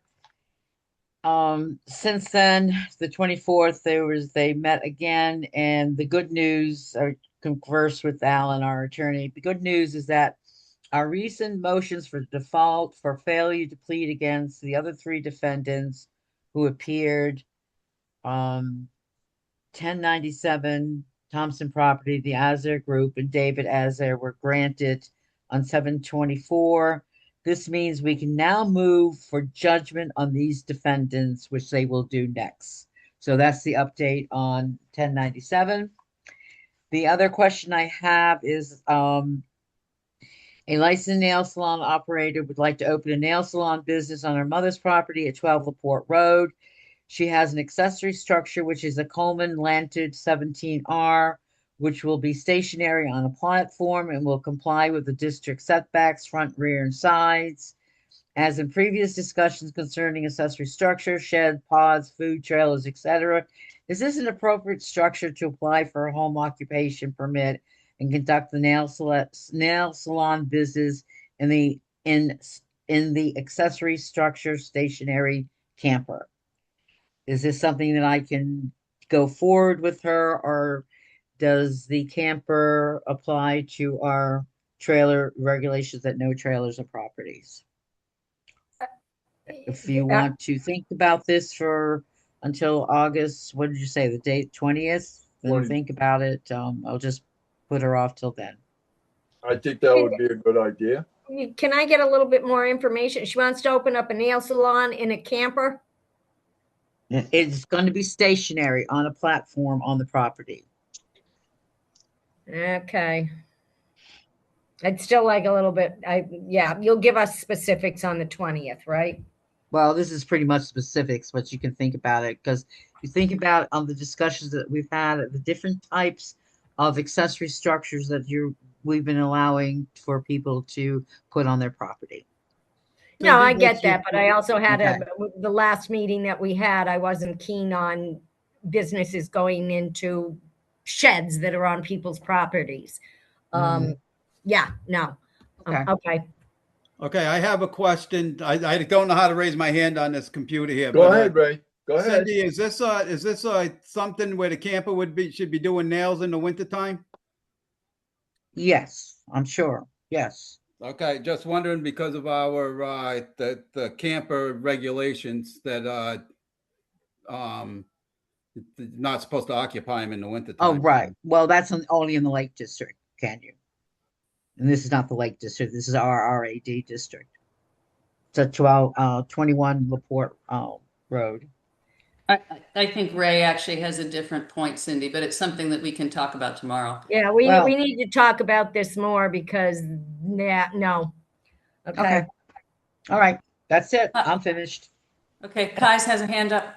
Go ahead, Kais. On the nail salon question, bathroom, when people go to come for an appointment, is there a sewer, septic, water, and what are they doing with the trash left over? Not that nail salon, I don't go to nail salons very much, but when Are you saying that's not compatible with your lifestyle, Kais? yeah, I think the cows might kick me out of the barn. No, those are good trash. Yeah. Those are Just good questions. Trash wise. And yep. restroom Sewer, facilities. septic. Yeah. Yep.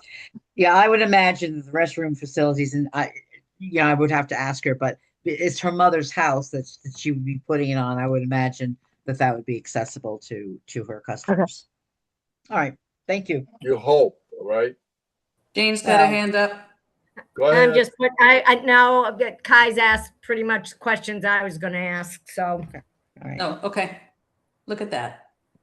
Okay. Okay. Any other further questions, answers, questions to the CEO?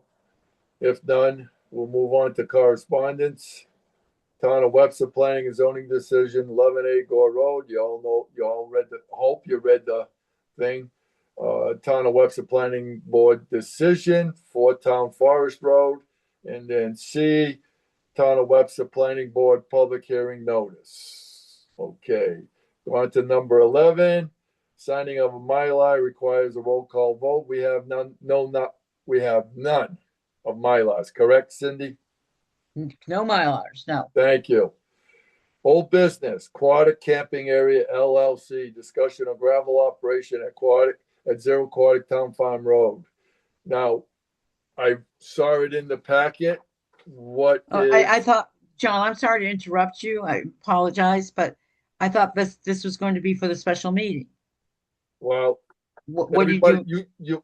Everybody wants to go finish the meeting tonight, so we're going to finish it, okay? Instead of going for another meeting to continue it. I wanted to do that, but you wanted to continue on doing this tonight, so I stopped and I'm continuing on. So we're going to finish it tonight. So what is the special meeting for? The 20th is for the next regs review, Cindy. Oh, okay. All right. I'm sorry. Okay, I wasn't listening. Must have been petting my dog. Say hello to Allie. Okay, now this is up. What you got to follow through on with right now is the Aquatic Camping Area LLC discussion of that, because you did say that you did get something back from the IWC, or he was at the last meeting, Cindy. You're on mute, Cindy. I put it in my memo. Okay. Yes, I'm just asking you to repeat it again so everybody will have a better understanding. I gotta find my memo. I'm a mess again. Oh dear. I'm sorry. Didn't think I needed it anymore. Well, Um, yeah, I got it right here in front of me. On the it's a. That's what I was just looking at a little bit while ago. okay. I get it. It said it has to do with the chairman Dustin and all that All right, stuff. here it is. Okay, I got it, guys. Okay. All right. Chairman Dustin, at the request of the commission, sent a letter to the planning and zoning commission. Oh, wait a minute. So that was the minutes. Oh, all right. So Chairman Dustin, at the request of the commission, sent a letter to the planning and zoning commission regarding the mining and processing activities at this site for what appeared to be some clearing, excavation, processing of mined earth products going on in close proximity to wetlands water course. He recaps his letter to the PZC, the CEO's cease and desist order, and the CEO's letter rescinding the same.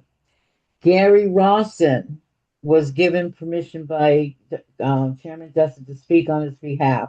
He commented that the regulations, and I'm believing that he's speaking of the zoning regulations for gravel operations, state that he is allowed to remove 1,500 cubic yards of material per year, not cumulatively, and he has not exceeded that amount. He stated that 9 members of the PZC voted unanimously in his favor regarding this.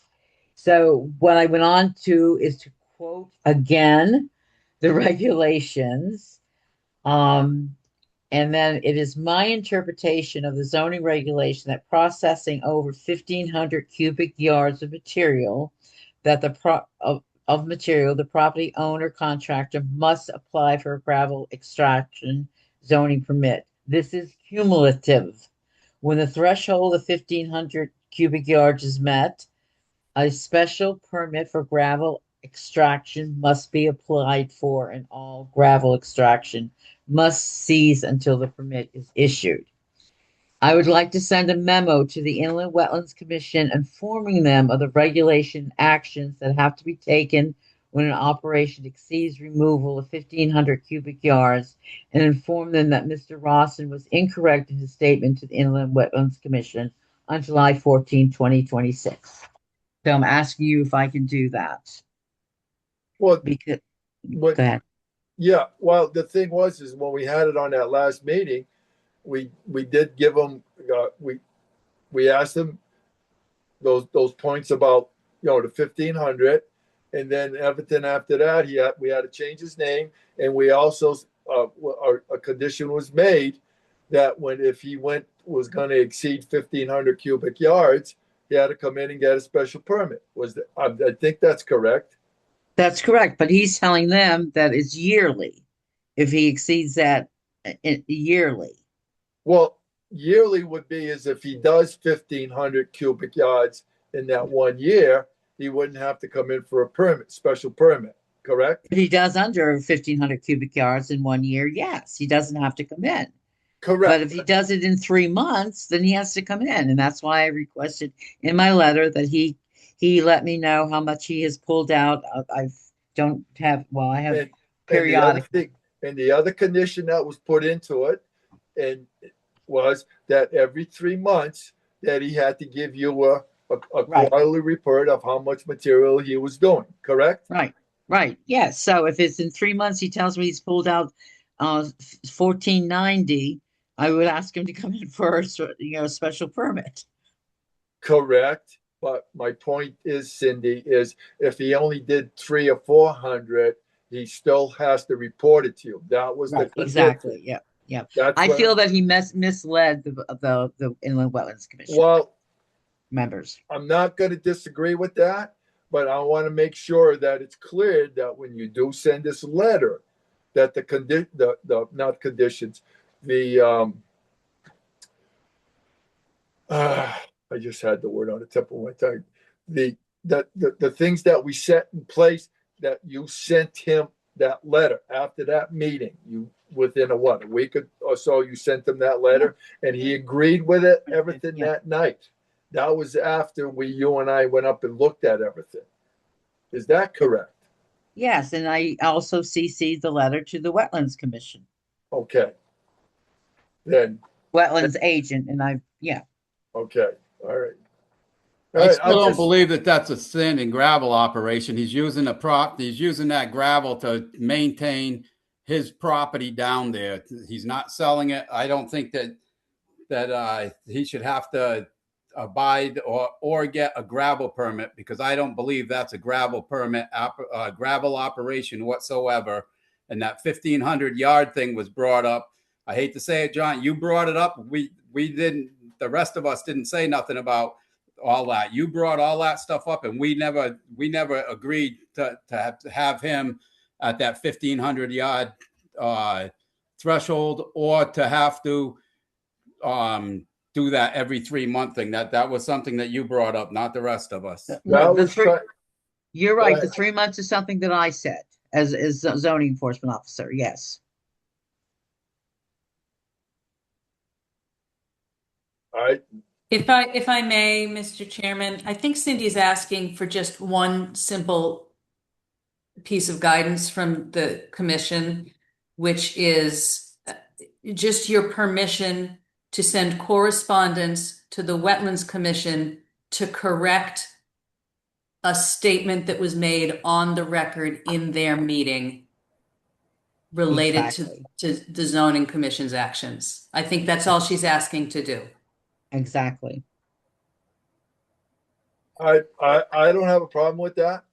Okay, I'm the one that brought up the thing. I'll take the hit for the 1,500, but we're trying to get it so it was simplified. It would stay easy for everybody, so we didn't have to go back and forth. And he agreed. I didn't twist his arm. I just said these are the conditions that we felt would help him, and he agreed in that meeting. Because then you can go back and look at that meeting on YouTube, which I did, and I didn't force him to say yes. Just said these would be the nice conditions to try to pacify, and he agreed. Now, if he says something different, I don't know what else to say. But Cindy, you need to look at that meeting and listen to what was said. Yes, I'm the one that brought up, like Ray said, about the 1,500 cubic yards.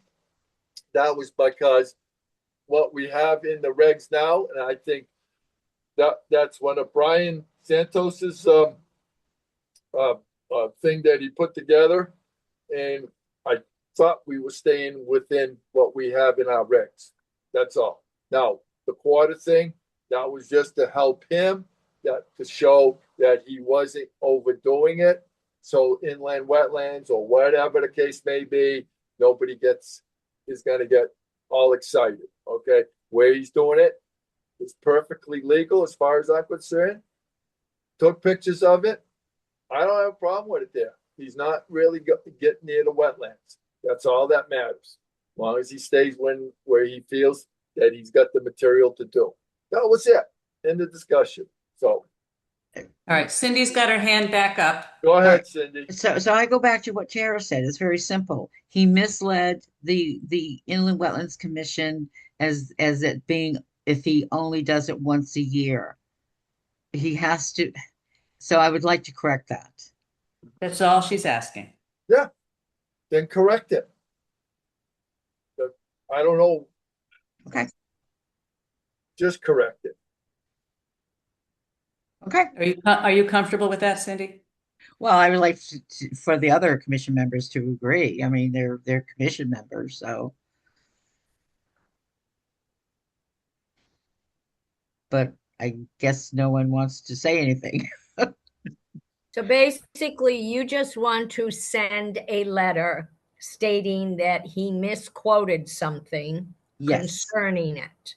Yes. And you just want to make it clear to them that it was misquoted. Yes. That's exactly what I want to do. Okay, I'll make the motion that you do that. Thank you. Motion Joseph Brody Brown, second. Motion by Jane, seconded by Joseph Brody Brown. And I will call your name off again. Here we go. Scott, Yes.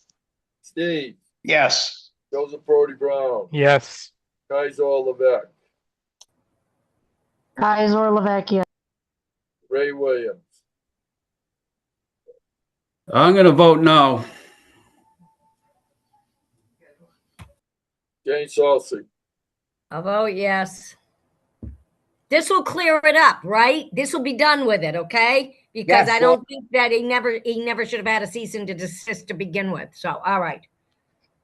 Brian Santos. I'm just going to abstain. Abstain. Okay. Ryan Canoia.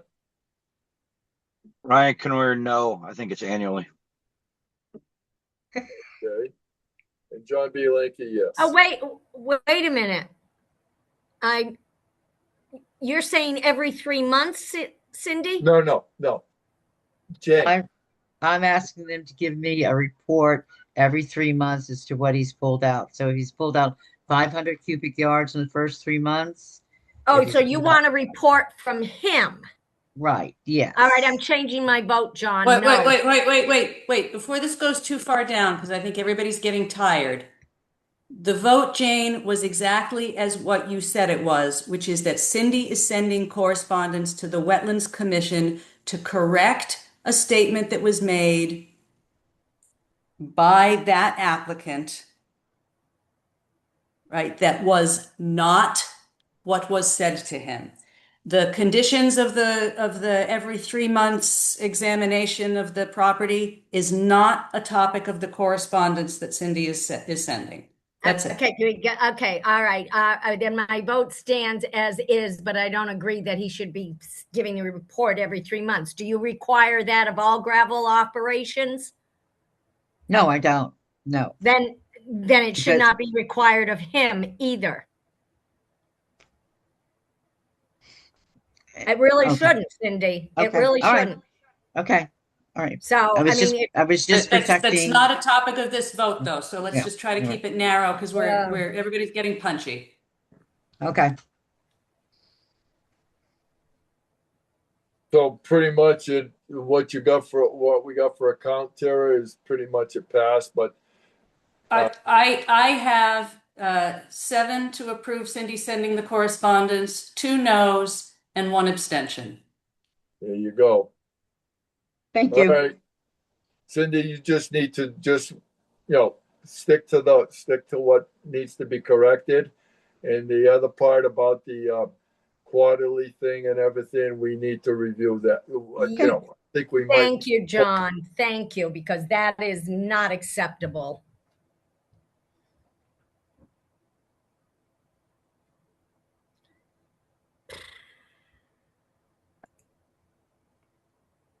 Cindy?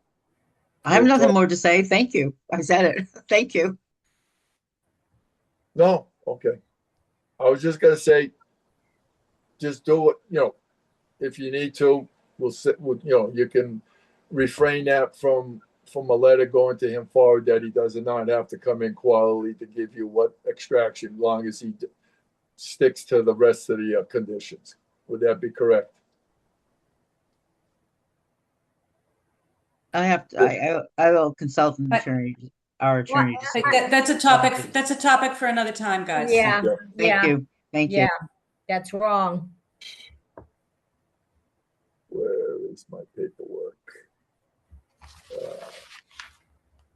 You are at agenda item. If you're going to continue Yeah, with the agenda, 12B. 12B, yep. You can table that for sure. Oh no, that's just a letter, just to inform you that the siting council has another project. That's all. You don't have to act on it. The application's in the office. That's new business, correct? Yeah. Mm-hmm. Okay. Well, discussion of bylaws, I think we need to just put it off because it's getting close for tonight. And then we'll go over to new business. Robinson and Cole notice of an exception modification, facility modification, 38 Ridge Road. So we can put that off too. No, that's just, I thought you were on that. I apologize. Again, I No, apologize. I wasn't even there yet. Yeah, that's just to inform you that the siting council is another project going on in town, and the whole application is in my office. Okay, all right. Okay, on to number 14, review of ZBA app. It says application, it should say, is that correct? I thought we had that changed. Minutes and application. It's Okay, just, you got the minutes, the application is in the minutes. okay. We don't have to discuss it. 15, citizen comments. Anybody in the chat room, Tara? Valerie has her hand up. Okay, Valerie, go. Valerie Clark, 105 Elm Road. I cannot believe that we are still discussing Gary Rawson and his property. He did not mislead the Inlands Wetlands Commission. I sat through that meeting. What he stated was what your regulations were. And if any of you listen to the recording of that meeting, every single one of those members disparaged your commission and your votes and your every single item that you handled regarding that. They disparaged you, and you are continuing to engage in this battle with them. This needs to be dropped. Gary Rawson is doing what he should be doing. He is well within his rights, and we need to support that and stop fighting with people who are doing the right thing. Thank you. Thank you, Valerie. Thank you, Valerie, for your comment. Now we're on to commissioner comments. John, Steve Nickerson here. I have a comment. Go ahead, Steve. Yeah, just wanted to follow up on a discussion in last month's meeting. This was in regards to the new cell tower. There was a concern that the tower might cause health issues due to its location and the radio frequency emissions. So I've done a bit of research on this, and according to the technical document that was sent out by Robinson and Cole dated May 21st, we all received a copy. This is page 5, paragraph 2. It indicates that even at the maximum capacity, where all the antennas on the tower transmitting at the same time on all channels at full power, the radio frequency emissions are only at 12.6% of the FCC standard.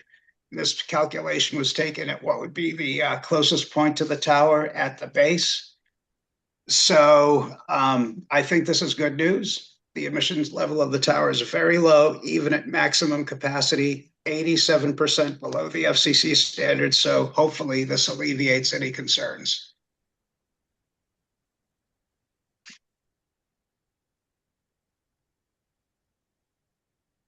Can you, you got the paperwork on that? Yes, I do. I can send that out. The team did receive it before last month's meeting as part of the packet, but I can send that out and I will highlight that section. Great, that would be greatly appreciated. Okay, I have a comment too, John. Go ahead, Ray. For one thing, the FCC regulations are nothing like the ones in other countries. And like I said before, ask them people in California, the people in Missouri, and the people in Virginia with the kids with cancer, the teachers with cancer. And the other thing I have to say is I want to thank the people that spoke up about looking at the deeds, because that should be done. It's wrong that it's not being done. And geez, I had one other one, but now it's slipping my mind, and I'm not going to keep you here all night thinking about it. But I also looked up that the cell tower stuff, and it was what other countries do compared to what our government does is totally ludicrous. Jane has a hand up as well. Go ahead. Ditto to what Ray has said. And I've also done the research, and I don't care what the report says. There are facts in from other countries that prove that what that report says is not correct. And I object to putting any child in possible danger. Any child, I don't care whose child it is, I object to this, and I spoke clearly on that at that meeting. So I'll end it there. Anybody else? Hey, John, it's Ryan. Just a couple of things real quick. I'm just going to run through my list. The first one is we have not received the correspondence from, I believe it was from the planner or the CEO regarding the applications that were coming in. And we had asked for that 2 meetings ago. So this is the second regular meeting that we have not received that. So I just wanted to go on the record there. Ryan, And what correspondence are you talking Kara. about, just for my own sake? so I am discussing. Ryan. Yeah, go ahead. Hang on a second, Tara. Just let him finish saying what he's got to say, and then. I apologize, John. It's getting late for me too. I know that. Go ahead, Ryan. Finish. So I wanted to see a basic printout of all applications that come before the commission. That was my request, and we had discussed it, and I think that everyone agreed to it. And we didn't get it last meeting, and now we didn't get it again this meeting. I know this meeting is a little bit, a special meeting, non-traditional. So an email, at some point in the next few days would be acceptable. I just wanted to highlight it. That's one. Number two, I continue to attend every single Killingly meeting, both inlands, wetlands, and PNC. I go in person. I sit there for multiple hours every time, and not only is it a great learning experience, but I want to make sure that everyone is aware that you are able to vote no, and as long as you have a good reason. And contrary to what we've been told, the Inlands Wetlands Commission, if you're not aware, in Killingly, did vote down the Amazon facility through Ryan Companies, and they did it without prejudice. Very important language. If everybody doesn't understand the difference, with prejudice means they cannot reapply, and without means that they can reapply. They have reapplied, and they are now applying legal pressure to the town, and they are, I have very strong opinions about that, but I will save that for another day because I don't want to go onto a rant. But effectively, they are trying to bully the commissioners, and they are not only threatening lawsuits, but bringing them out. And they're using the predetermination clause, which is not applicable here. But, attorneys will try to press and do things that attorneys do. So just be aware of that. And the goal, the point to this discussion is that you are indeed allowed to vote no. There is no state statute that says that you cannot vote no, as long as you have very well documented reasons. And in Killingly, not only did they have good documented reasons, but they also had people that came forth from the public, and they presented very detailed rationales and reasons that were as good, if not better, than the quality of the work, even at the engineer level. And I was very impressed by the work of all the people in Killingly because they did a hell of a job researching, coming up with facts, and trying to protect the wildlife and mainly the wetlands that were disturbed there. And they did vote 3-2 against it, and they were absolutely right to do that. And I think that they exercise their rights, and we need to all consider that when we're voting for anything, whether we, if we agree or not. So again, I don't want to go on to a big rant about it, but you can vote no, and it's perfectly legal. So please don't let anyone, I know Tira said it before, I know Joe Purdy Brown said it before, they are not correct. I also have about 100 different prior precedences from all over the state, almost every single town. Another great example is in Ashford, where they voted no to the Amazon facilities, and they all had good reasons for it. So again, you can vote no. Don't believe that. And finally, on the deeds, that's been a topic tonight, and I just wanted to say that we should bring that to a subcommittee, and we should probably not waste a lot of time discussing that in a regular meeting. I think that we could probably have a very robust discussion in the subcommittee, so maybe the 20th would be a good venue for that.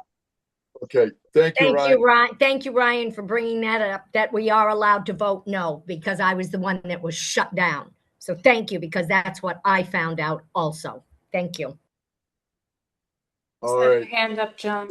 Tara, hang on a minute.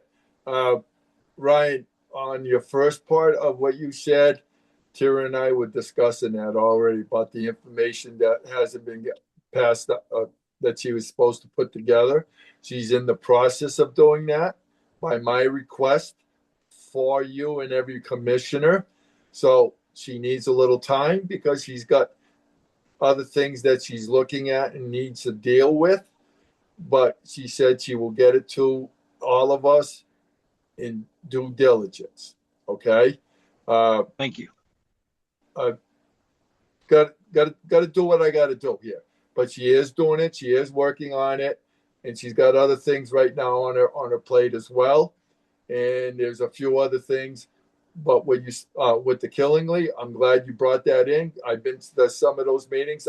Nothing personal, Tara, but it's something that we also need to look at. He brought up some good points. Something that we need to discuss that we could help us going forward. Every little bit of information is helpful. And now, Tara, you can say what you need to say. All I was saying was that Kai's had a hand up. Oh, I'm sorry. Because I thought you were done before. No, I'm sorry. Go ahead, Kai's. No, just something quick. I just want to say thank you to Cindy, Nick Donahue, and Eric LaFramboise for keeping their foot on the pedal of cleaning up the old Monte Biancos. It looks great, and they've spent the last week and a half cleaning it up. And keep doing what you can. Thank you.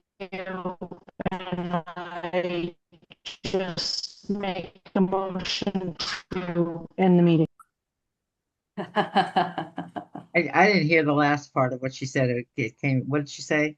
It broke up because she's losing bandwidth, Motion but she to did end the meeting. conclude her comment with a motion to adjourn. Okay. I was just I just have one. I have one request. What is Ryan looking for from us? What Ryan's Cindy, I was asking for, just Cindy, and I forgot about. I know I did mention it to you after that meeting. 2 meetings ago, it was requested. Oh, and it wasn't. Let me backpedal. Prior to the last regular meeting, there was an in-person subcommittee meeting where several topics were discussed. You weren't at that meeting, which is why I communicated it to you back in the office. And I did drop the ball and not follow up with you, but it was requested that as part of your monthly report, that you pull a report from Permit Link just showing the zoning permits that come in. And you and I did discuss it, and then it just never went anywhere again. So just a simple report to attach to your memo. Doesn't need narrative or anything. Yeah. Okay. And I had forgotten about that myself after I initially discussed it with you. So that's where we are with that. All right. Well, I got confused because he's talking about special permits and permits. I didn't. I know zoning permits. Okay. Obviously, all those other things are already a part of every meeting. So the only piece that the commission doesn't see that they want to see just for the informational sake is the permits that you sign off on as CEO. Okay. Yep. That's great. Okay. It's just to keep the commissioner, Cindy, informed of what's going on. So we're not getting blindsided, so to speak. Okay. Yeah, well, we used to do that until Permit Link came in. I used to work with Donna, and then Permit Link just sort of confused everything. So yeah, that's not a problem. Well, it should be very easy for you to pull a report like that in the new system. Exactly. And then what the other stuff is, like what Tara's, what she, the other stuff that Ryan has brought up. Tara, I know because you're busy and everything, but again, if you got something that could be pertaining to the commission, it would be better if you just send an email. You don't have to put it in paper form. Just give everybody an email and let them read it. I'm getting a little better at it, but let's just say it. Let's try to keep the water moving along. Okay. All right. I'm looking for, you got something to say, Tara, please? No, I didn't. I was sighing. I was sighing because I'm tired. Okay. I'll second Kai's motion to adjourn the meeting? It's what, 10:39. 10:39. Motion by Kaiser and seconded by Jane. And this one here, I'm just gonna say, all in favor, just say it. Aye. Thank you. Good Night, night, all. everyone. Night, take care. Good night.